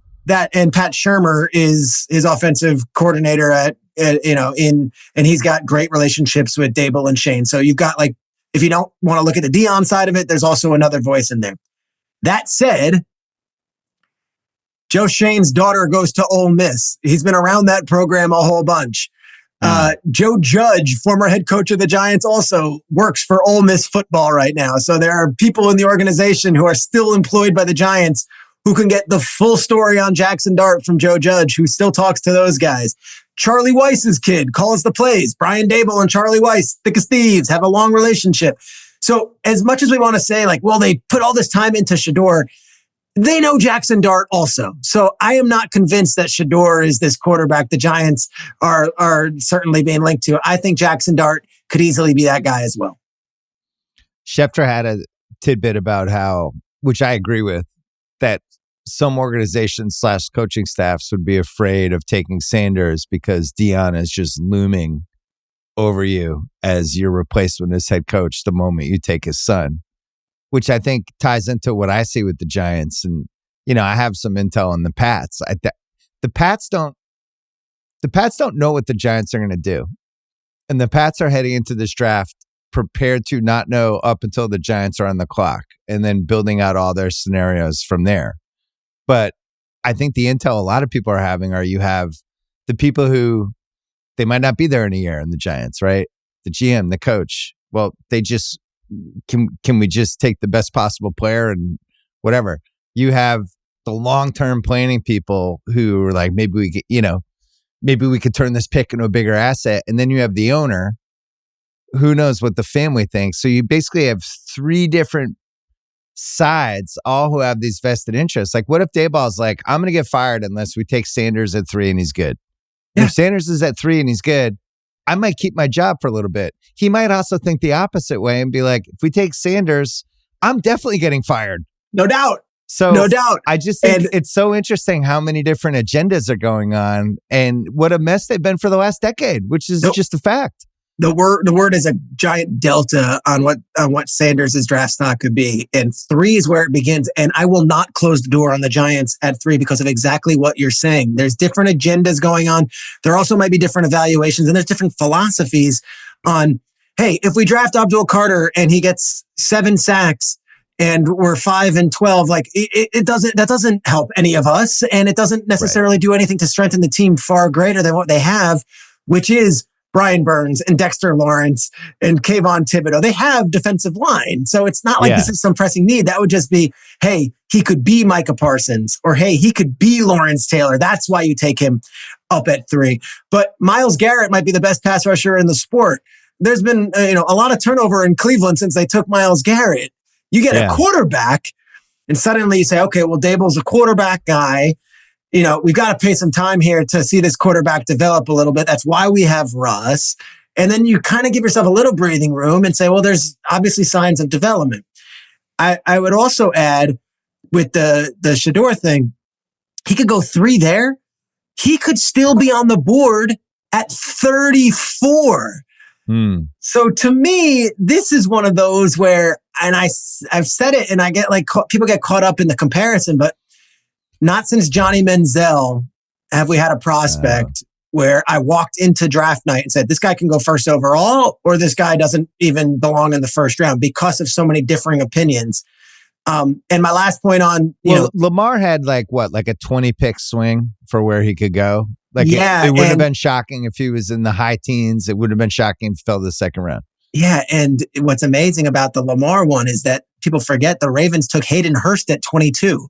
So it's not like they took a tight end and then they traded back and Lamar says, I'm going to get you guys a Super Bowl ring. And it's like, all right, well, we'll see. Well, sure enough, he's everything you'd want and more. But people forget that 30 teams passed on him, including the Baltimore Ravens. Well, that's the Patriots with Brady. They passed on him in the 4th round and the 5th round. No doubt. And then they took him in the 6th round. So it's like smart, but you also passed on him.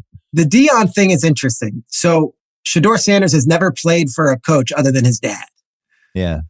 In high school and in college. Red flag? What's up? Is that a red flag or is that That's just the question. Weird? And then he didn't do that. He just plays for his father and that's fine.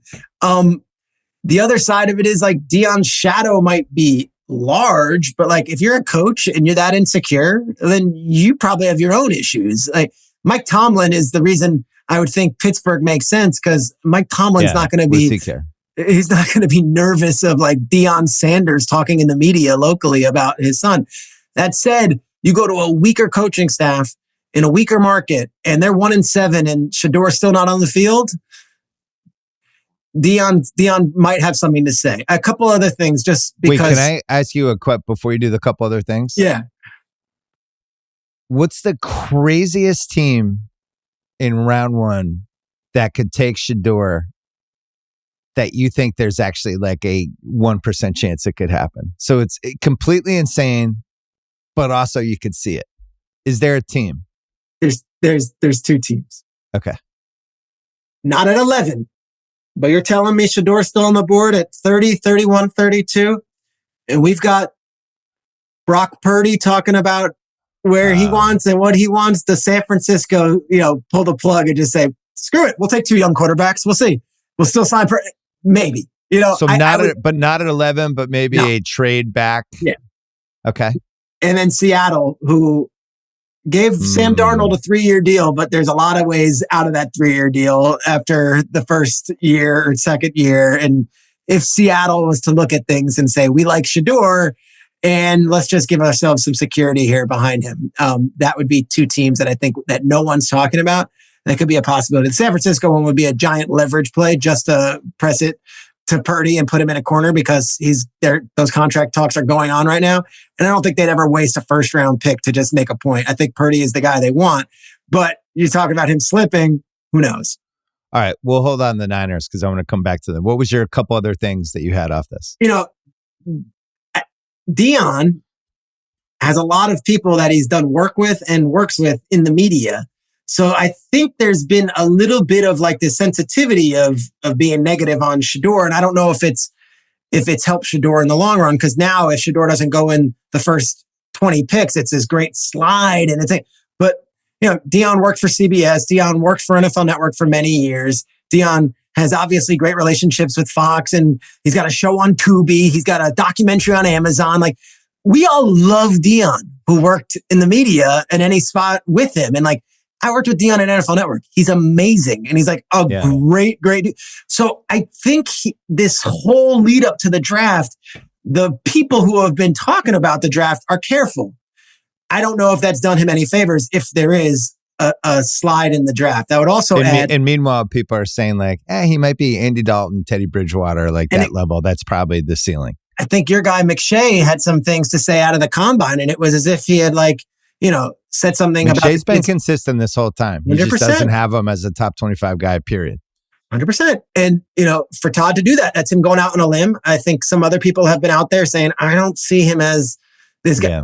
But it's a lot safer just to say, we like Shedeur. But when the rubber hits the road, who's going to be there answering the questions as to why is he slipping out? Listen, after Knicks last year, I just think that's the league now. If you like your guy, who cares? Who's going to remember 10 years ago what number in the draft he was? Like, if you want your guy, you want your guy. And if you talk yourself into a QB, which is the make or break position every year, you're going to do it. And it doesn't really matter where you take him. 3 is too high.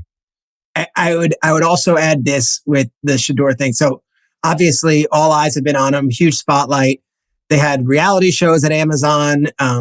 Dion has the famous video of him with the amazing, draft day look at Andrew Kramer in his living room. I don't know what the plans are to cover Shedeur during draft day, but if there's 10 cameras in his living room and we've got, wall-to-wall coverage of him, that tells me they know something. And if there isn't that tells me that this thing is still very undetermined. So I would almost approach the day of the draft and see, okay, well, let's see how much access we have to the Sanders family. Now, all that could be moot and they're doing their own documentary and maybe they're filming something that we don't even know about. They've already sold the rights to Fubo or to Netflix or whoever. Yeah. But these guys have never shied away from the spotlight. And I'd be curious to see how much spotlight and attention that they're getting or they're asking for on the day of the draft. Did Fubo come after you when you were a free agent, or was there? I'm waiting for the Fubo talks. No Fubo talks. No Fubo. So can we just all agree? And maybe I'm saying this selfishly as a Pats fan, with the 4th pick in a 3-player draft, the most fun outcome to all of this is the Pats and Giants flip picks. The Pats take Carter. Sanders goes to the Giants at 4. And we just get to talk about that for the rest of the offseason, heading into the thing. And maybe he's a little better than we thought. And the Giants fans will talk themselves into him almost immediately. Them taking Carter is just a weird pick. That's another piece with this. Like, that team has holes everywhere. I would say the only thing they don't really need to address in the 2025 draft is the defensive line. They've got one of the better young defensive lines in football. You could argue Dexter Lawrence is the best defensive tackle in the sport. And then Thibodeau is entering his 5th year. So obviously he's got a contract situation that's looming. And then on the other end, for Burns, they spent a lot of money on Burns. You almost do you take Carter? Maybe you shop Thibodeau at that point and you just decide not to pay him. For a team that has holes everywhere, it just seems like such a weird pick to me. But that's how top heavy this draft is until we get to Genty, who's the wild card of everything.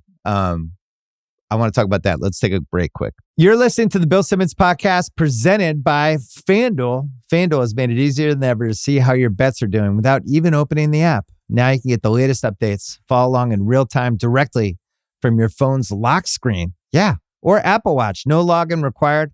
Just head to your My Bets page to turn it on. If you don't already have it, download the FanDuel Sportsbook app today to get in on the action. The Ringer is committed to responsible gaming. Please visit rg-help.com to learn more about the resources and helplines available and listen to the end of this episode for additional details. You must be 21 plus and present in select states. Gambling problem? Call 1-800-GAMBLER or visit rg-help.com. This episode is brought to you by Michelob Ultra. Spring is here. My favorite time of the year. That means the NBA playoffs are here too. What am I the most excited about? I'm excited to see if the Celtics can defend their title. I'm excited to see if Steph Curry and Jokic can keep going and going and going round after round. I'm excited for the potential of an LA versus LA playoff series. It's never happened. Clippers-Lakers. Never in my lifetime.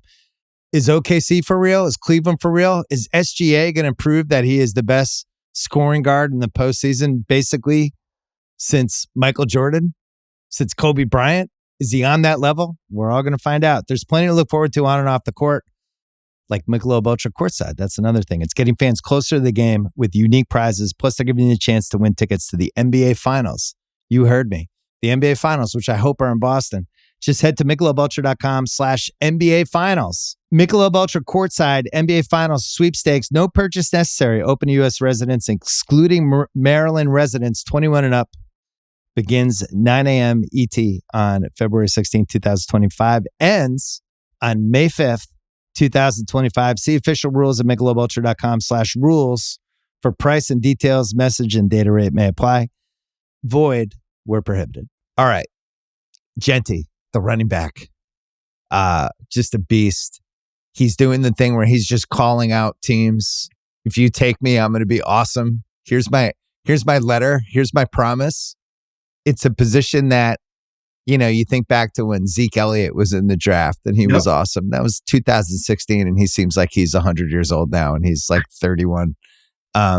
It's a 7-8 year shelf life. You might get the guy in the rookie contract plus one more contract.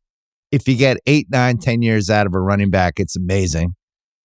And yet he has a chance to be immediately one of the top 5 guys at his position. Now it's a position that when you're paying for it, when you see like free agency and you see the numbers different positions get, what did Barkley get? What was his last contract? Like 16, 17 a year? Yeah, he got a new extension from the Eagles. It finally got made whole. But 16, with the free 17 agent, range? it was 12. Yeah. Or 12. So McCaffrey is like somewhere in the 12 to 14 with some 16, bonus. Yeah, McCaffrey and Saquon both are like 16, 17 right now. Right. So the high end is 16, 17. If I have one of the top 5 left tackles, that high end is, you know, in the high 20s. If I have one of the best nose tackles, that high end is what the Patriots played Williams. That's, you know, that's in the mid 20s. If I have a cornerback or a receiver, cornerback might be high 20s. Receiver, the market now is like low 30s. Quarterback is 50. Edge rusher, that's in the 30s now. So I look at like where the Pats are picking at 4, and it's like, you could take Genty. You have a top 5 guy at your position going forward. But it's a position that is valued at 13 to 16 million a year at the highest possible end of it. But if you take the edge rusher from Georgia and he's good, that's now like a $28 million a year guy. So I don't understand why teams don't just think this way. Like, what are the best players worth in our salary cap, and why don't they just shift their drafts that way? But they don't think that way. Well, they're not thinking about the second. Which leads us to Genty. They're not thinking about the second contract. They're thinking about the first one. And if you get a guy who can get you 10 sacks to 15 sacks in the first round and you're paying him rookie numbers for the first 4 years, well, then you're getting the biggest bang for your buck. And eventually you have to.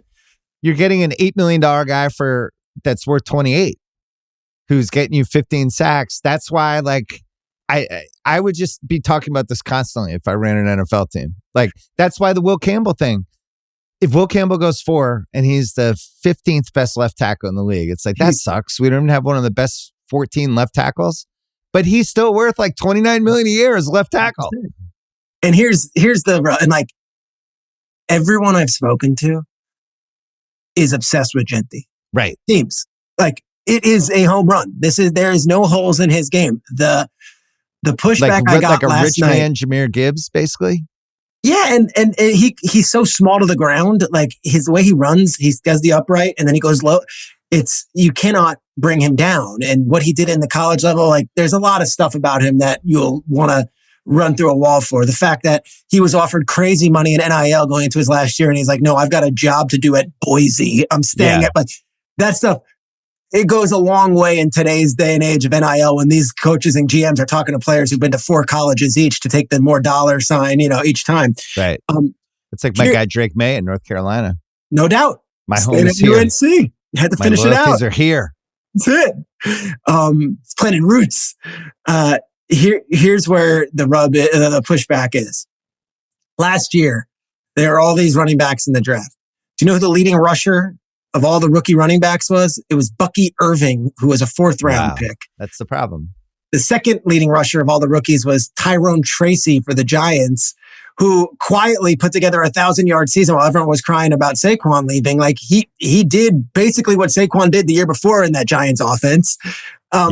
So the opportunity cost of missing out and the gap of, okay, well, we get Genty, he could be amazing. And Jahmyr Gibbs was behind the best offensive line in football. And in a lot of ways, Saquon last year took this giant leap, not because, yes, Saquon's amazing, but he also was behind that Jeff Stoutland offensive line, and it was a perfect fit.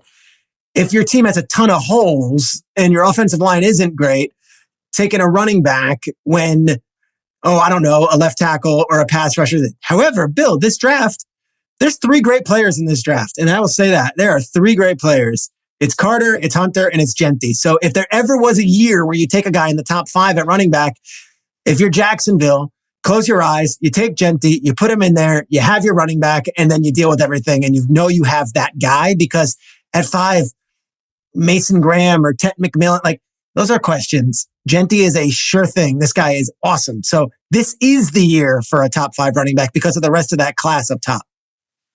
Here's the problem. I just was looking up as you were talking, the 2023 draft. Let's go. Bijan goes 8 to Atlanta. Solid pick.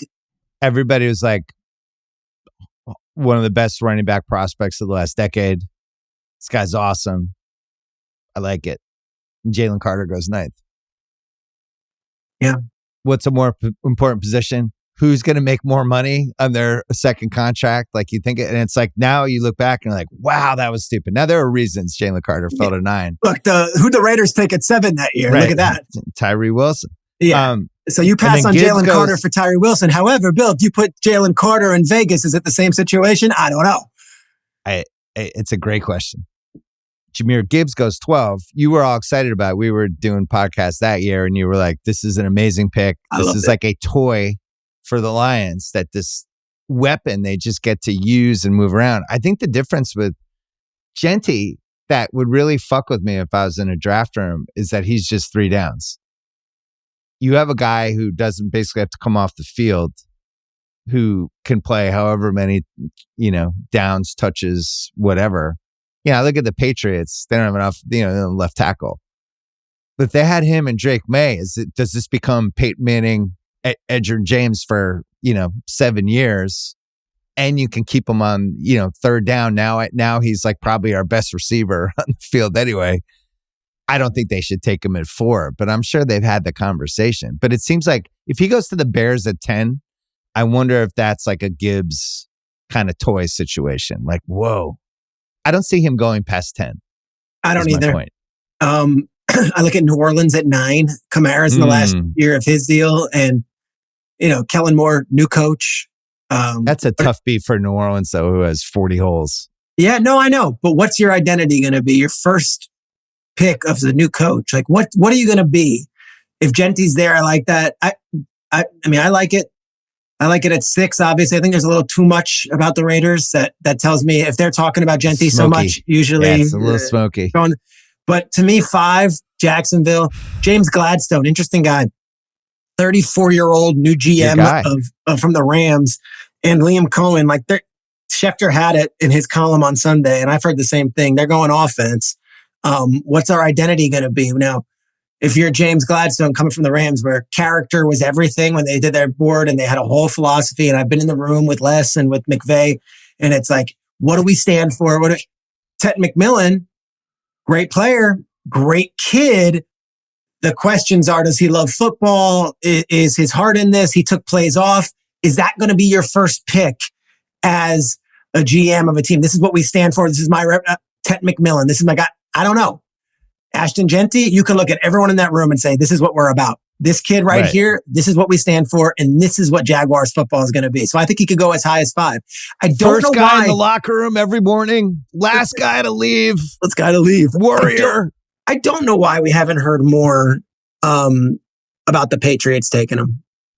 To me, their team has been lacking offensive firepower, and if Campbell's not Orlando Pace or Jonathan Ogden, then why is he such a slam dunk? So to me, it's not my pick. Elliot Wolf and Mike Vrabel will make it. And I hear that there's a lot of love for Campbell in that building, and great. Abdul Carter would be a wonderful selection at 4 as well. But for whatever reason, Genty's been crossed off the list from Patriots, but then the Jaguars, it's yep, that works for us. Couple of things in Campbell's favor, just in general. Van Lathan, giant OSU fan, absolutely loves him, thinks he's a warrior. He was in the SEC just battling. I'll give Van credit. He was big on Brian Thomas last year. Van and Jaden Daniels was another one. He absolutely loved Jaden Daniels. Van's been good. I mean, is he big on Nas Reed? Because I didn't see Nas Reed being this out of LSU, and Nas Reed doesn't miss a shot. Yeah. I don't remember his Nas Reed takes. Campbell, so he shows up, what is he, 18 as a freshman? And he's just immediately thrown into the fire. Like a man's man, leader, played every play, tough as nails. I heard this tidbit about Vrabel. I don't know if you've heard it. Okay. And it seems insane, and I loved it. And I'm going to share it here.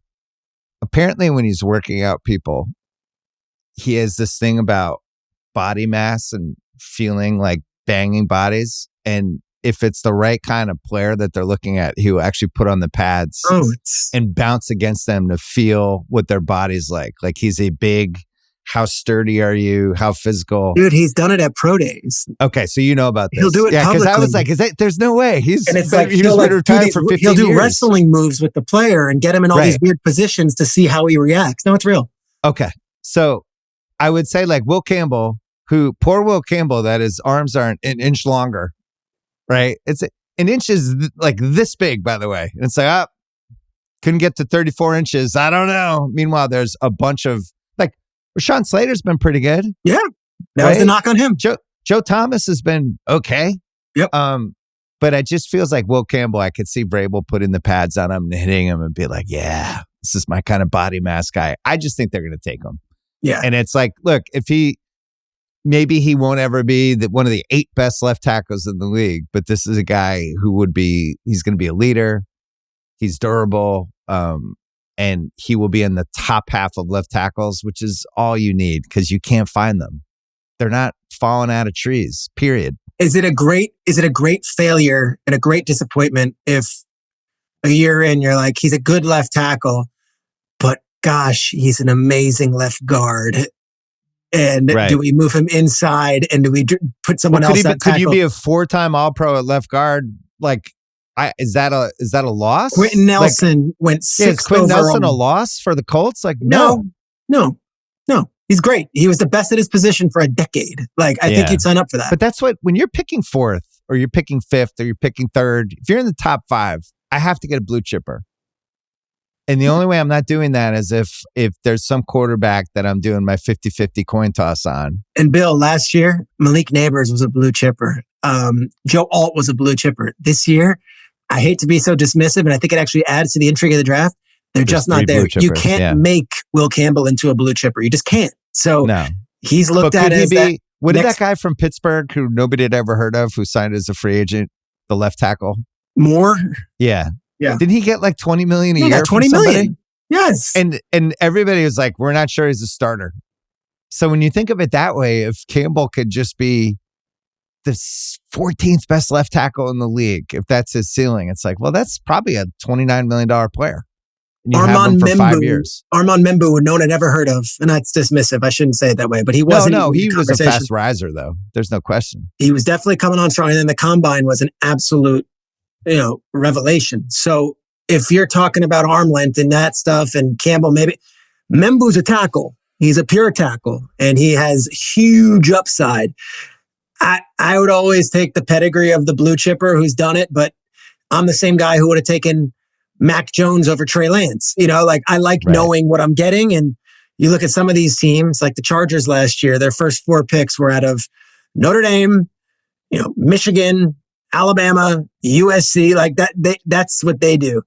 Membu comes out of Missouri, doesn't have the same pedigree, doesn't have the same sort of resume, but is this physical freak? Where do you stand on Membu versus Campbell, who you know what you're getting with Will Campbell? It's solid. It's a guy as solid as a rock, but he might not ever end up being, like I said, an Orlando Pace or a Trent Williams or a Jonathan Ogden type. Obviously, I've done a lot of Membu work. I have 2 questions. One, did Vrabel put the pads on with him yet and bang and feel him out and put him in some wrestling moves? Does Vrabel like his body mass? That would be one. I do know this. The Patriots have been doing work on Membu, and this is this week. They've made some calls and they've been asking around. So that door is not shut yet. So this is what I know and what I've heard with the Pats, where there's 2 types of players you're picking, right? And Belichick, I think his mistake, especially over the last 10 years, was he would default toward these winning programs, and you're getting guys from LSU, Alabama, who have already been maximized because those teams have the greatest possible college coaching staff. So you're getting somebody out of there and they've already been really well schooled. They've been, whatever's in there, a lot of it's been pulled out. And that's why it's safer bets to take some of these guys, right? The question for the Pats is they have an awesome coaching staff now that they feel really good about. And can you look at some of these guys from schools that maybe weren't the greatest, maybe didn't have like a defensive coordinator making $2 million a year or whatever, and maybe there's some raw gem stuff with there, and it's like, well, what happens if we take this raw awesome piece of something who's already has blue chip talent and we pull him into our universe and we coach him up? I think that's what Washington thought last year with some of their guys, right? Yep. They thought like they went and got these B-list veterans, put a bunch of like smart, just tough vets, and then kind of took some chances on, that guy was never in the right situation. Let's give him a test drive because we love our nucleus. I think that's how the Pats are feeling, which is why I think Membo can't be ruled out at 4. That's really interesting. And the Washington approach, which was Adam Peters, who has a history with New England, was exactly what you said. Let's get a veteran for every position group. And that was Zach Ertz and Austin Eckler and Marcus Mariota and Frankie Louvu and Zach Ertz. You go through all these guys that were not hot. But let's also get assistant coaches no doubt are overqualified at all these different spots, which is kind of what the Pats are doing. And then they took a guy like Mike Sanistril in the draft, who everyone was like, well, he's a nickel. He's not really worthy of having. And then he was an all-world rookie for the Commanders out of the gate. Yeah. I'd push back on the Patriots thing. At the end of Belichick's stay, it was like Kyle Duggar from Lenore-Rhine, and then he took Cole Strange. Right. Well, they went older. That was a new strategy near the end. Older guys who they could come in right away and be plug and play, which also didn't really work that well. Yeah. I'm curious about the Patriots. I do think my report today is real. Cleveland is getting calls. Does Cleveland just say, you know what, we're not a Travis Hunter away from being relevant? They should 100% trade back. What are they doing? Or the Giants is a little more complicated. Chance to win a Super Bowl for 3 years. No doubt. So don't be shocked if Cleveland on Thursday, we're on the clock. Well, Cleveland's traded, and then some aggressive team that is a couple steps away made the move. And because it's such a kind of depleted draft, and because it's not a quarterback, it won't be the same bounty of picks that you usually get to move up to number 2.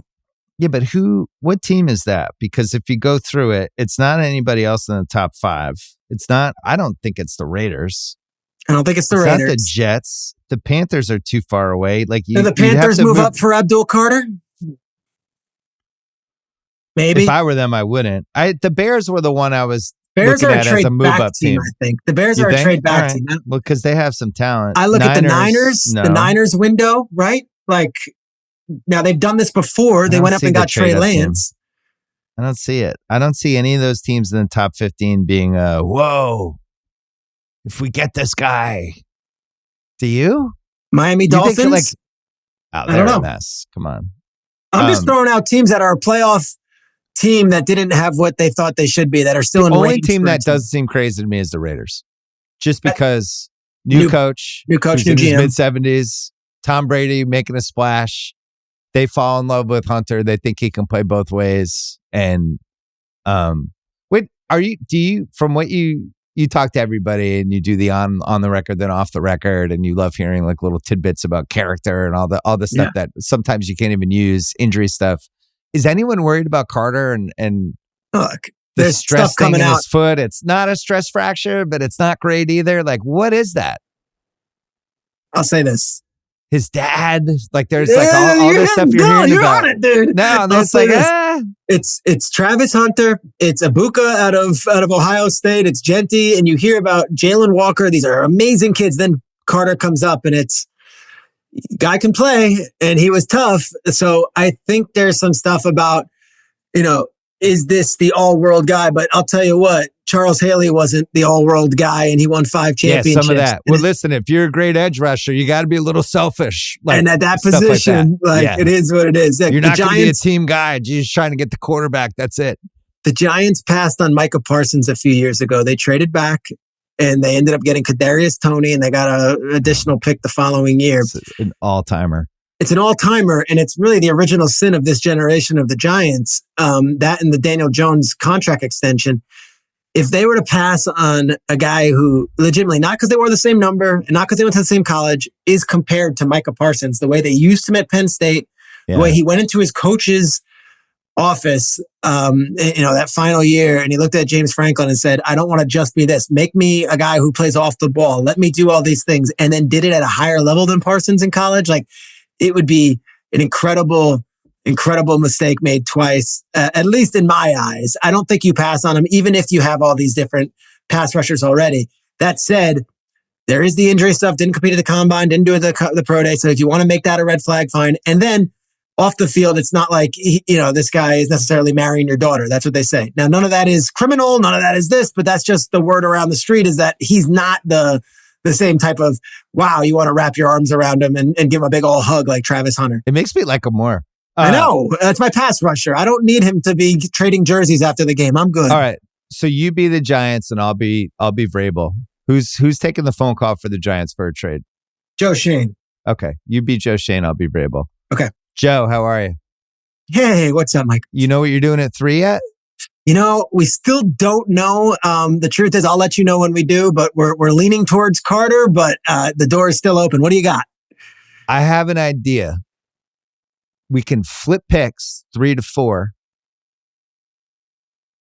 I'll give you my 2nd next year, and I'll give you my 4th next year, and you just move back 1 spot. That's my offer. And also, I'm willing to talk about it a little bit. Who am I taking at 4? If that's the case, am I?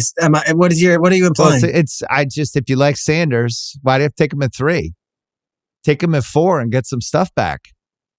Interesting. So this is what the Niners and Bears did a few years ago. I'm still playing Joe Shane, just giving a history lesson. For Trubisky, they said, okay, we'll move up 1 spot. We'll move back. We'll take Solomon Thomas, get a little extra.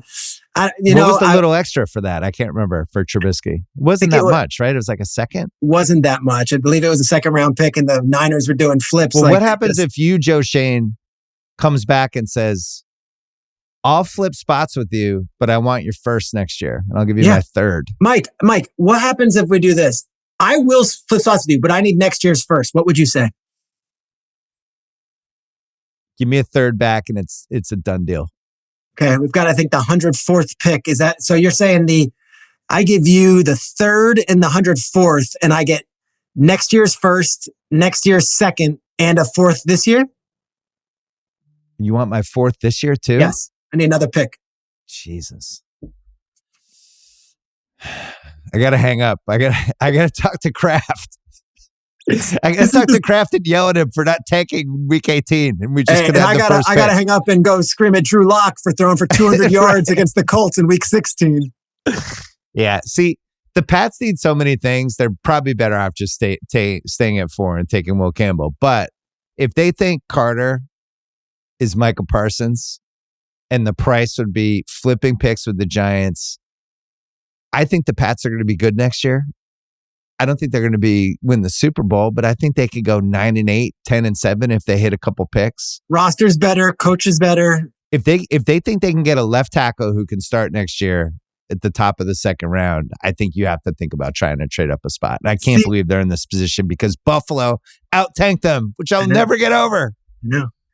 Buffalo didn't play. That was crazy, that Buffalo game. That was nuts. And then the Buffalo Patriots was making the playoffs. Somehow out-tanked us. Joe Milton just looking like Dan Marino out there. Yeah, Mike White, just hand the ball off and the guy's going to fall down. I have some lingering questions. Last year, the shocker was Penix.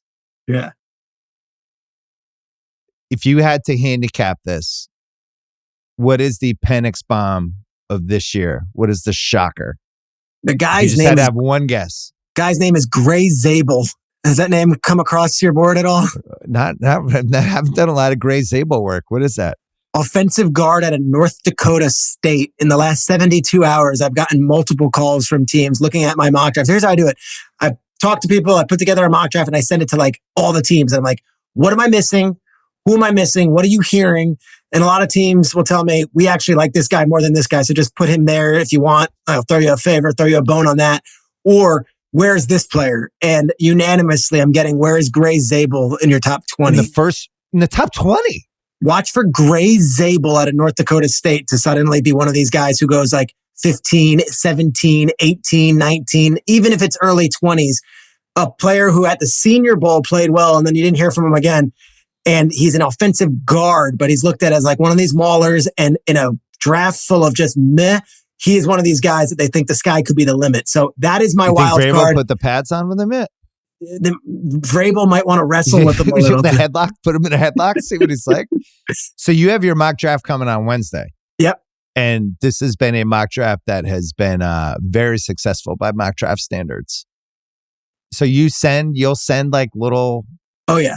You'll send spots to teams and do who's missing, what's crazy, jumps out at you. Looking at my phone already.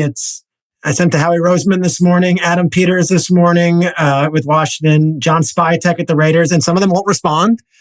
Or some of them will say, we actually like Membu more than this guy. Or they'll say, hey, why do you have Will Johnson from Michigan going in the mid-20s as opposed to like top 15? What are you hearing? And then in exchange, it's, hey, you're missing Gray Zabel. Or what about the Oregon tackle? Gray Zabel almost seems like a fake name.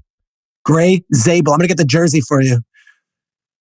It's like, yeah, there's this new HBO show starring Gray Zabel. Have you seen it? I have one draft take about a top 10 guy.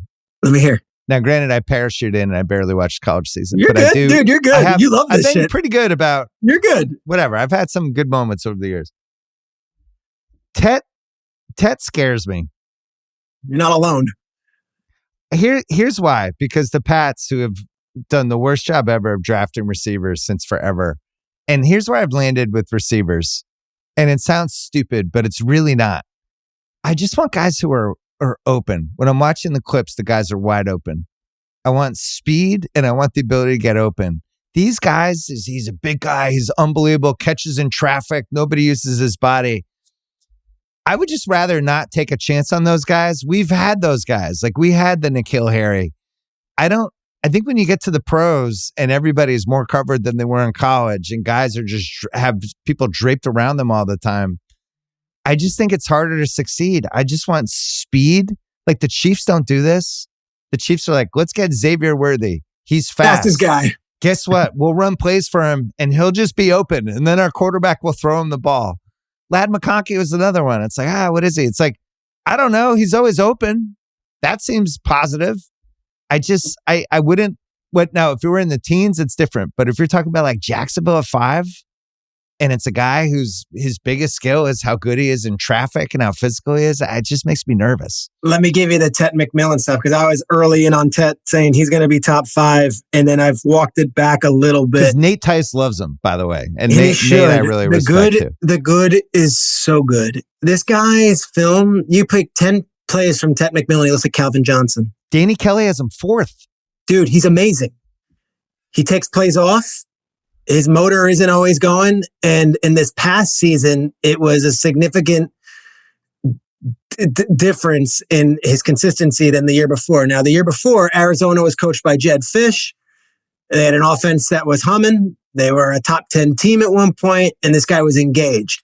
Last year, they took a dip. They had a new coaching staff. It wasn't as good.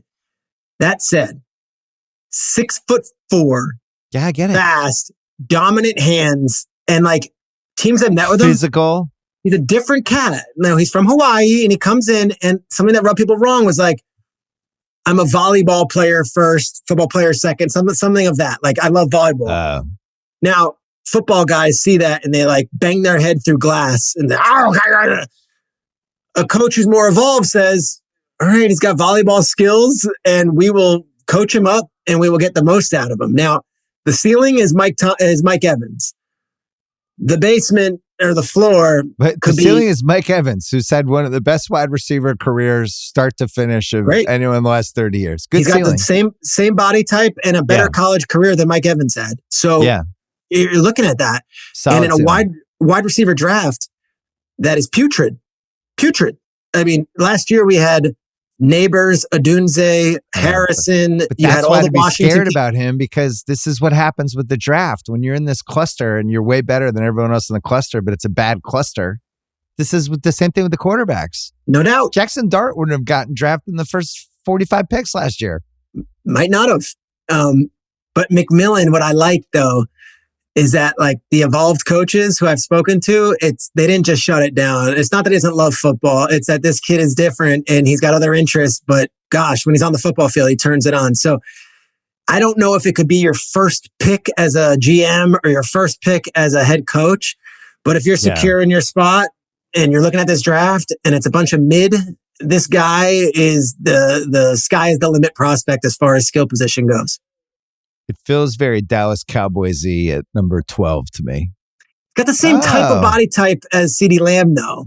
No, I'm just saying like, now look at Dak and these two. This is the Eagles' blueprint. Yeah. I have him going currently 19 to Tampa, which is crazy because a week ago I had him going either 4 or 5. I think he goes in the teens. So I want to talk about the Niners at 11. Yeah. Sal and I did guess the lines over-unders for the first time ever this year. And I heard 4.5. I was 4 wins off on the Niners. I thought it was going to be 6.5. It was 10.5.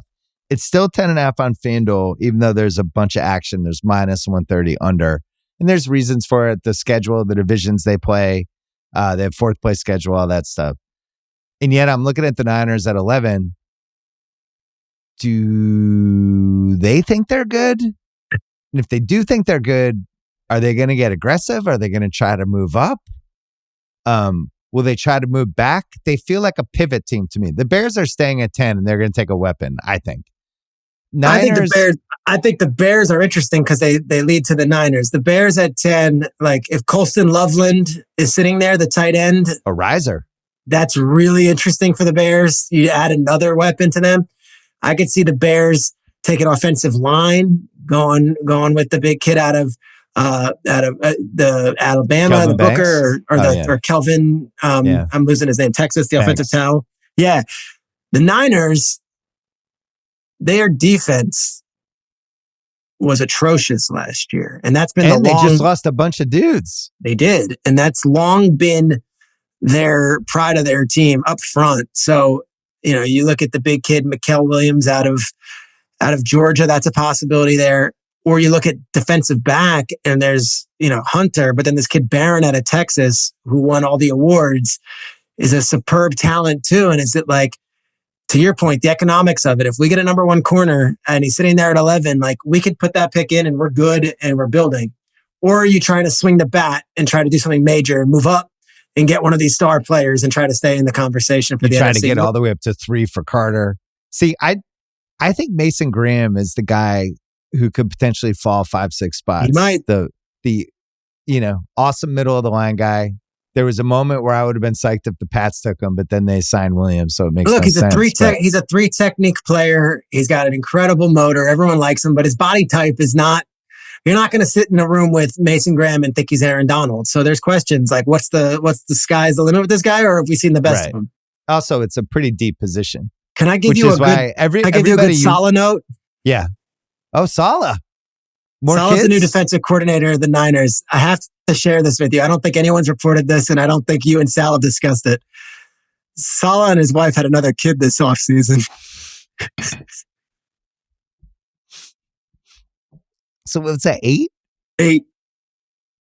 This is like, how does he not have a reality show? I love it. And his wife is the best. 8 kids. This is it. 8 kids quietly in the offseason. Salah, another kid. I'm Wow. like, God bless him. I love that man. His new child, Aaron Rodgers Salah. Yeah, the Niners to me, major wild card. Miami, a team that kind of needs everything and is being held hostage by whatever the hell is going on with Tyreek Hill. Another question for you. Yeah. Do the Rams just draft a QB, or is that weird? Yeah, because they think they can win the Super Bowl. Yeah. They're drafting somebody that can help them, right? Or trade back.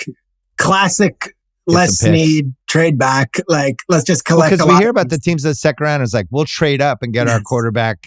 Yeah. Perfect spot. Yeah. If there's a player that can help them out. I mean, last year I came on your podcast. I'm like, there's no way McVay with his first round pick isn't taking offense. And then he took Jared Verse and I looked like an idiot. But the truth of the matter is they wanted Brock Bowers and they were looking to get trade up. If a Loveland was to drop to them, if a Buka was to drop to them, I think they would consider it. But like, I don't think the Rams are looking to stay put at 26 unless there's a player that falls precipitously to them. All right, here's my big prediction. It's not even a crazy prediction because I think it's in the ether. And by the way, Bill, I would say Seattle is a more likely in the NFC West quarterback team to trade back into the first round or early second than the Rams. Okay. I think Cousins ends up on the Steelers. Go on. And it's been floated out there. There's been scenarios. There's a couple things that don't add up. And you read some of the intel from people like Schefter, where the Falcons are like, yeah, we trade him, but you got to pay some of his salary. And teams are like, well, we'll pay 10. It's like, no, it's got to be 20. The Falcons have no leverage at all. What are they going to do? They're going to pay Kirk Cousins $1 gazillion to be their backup. They have to trade him. They have to trade him this week. And they have to trade him to a team that is going to start to freak out that they don't have a quarterback yet, which is basically the Pittsburgh Steelers. So if the Steelers can be like, fine, we'll pay $11 million or $12 million, whatever. Like the Falcons, this is a sunk cost. Any money they can get back to dump his contract, they've got to do it. You can't keep him. Like they probably feel like they're going to be pretty good. They're in a crappy division. Like who knows? So I just think he ends up on the Steelers, and I don't think the Sanders thing is as important for them, where everybody has them taking Sanders. If I feel like they could pass on him at 21, maybe get him in the second round and still get Cousins. I by the way, think Cousins is washed, and I think it's a mistake. That's the thing. I mean, he played hurt at the end there, but if you watched that Monday night game, Raiders versus Falcons, when Kirk Cousins could not throw a football, his shoulder was messed up. We learned about it afterwards, but like he probably was on the field for 2 extra weeks that Atlanta should have had him on. They lost those games and it cost them in the end.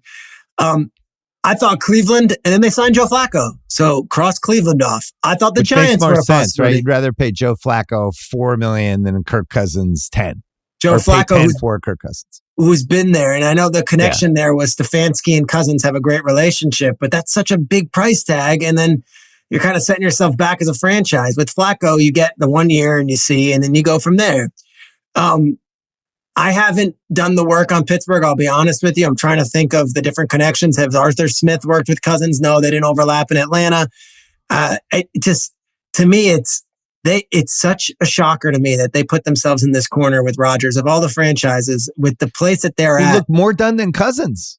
But also just with the veterans in the locker room, with like Cam Hayward and TJ Watt and Minka Fitzpatrick and guys that are like known made men, and we're sitting around waiting for Aaron Rodgers. It's a shock. And I got to think that if they were to do this all over again, they didn't put up much of a fight to bring back Justin Fields. The Jets got him for 2 years, $20 million apiece, whatever. And then they did not put up any fight to get Russell Wilson back.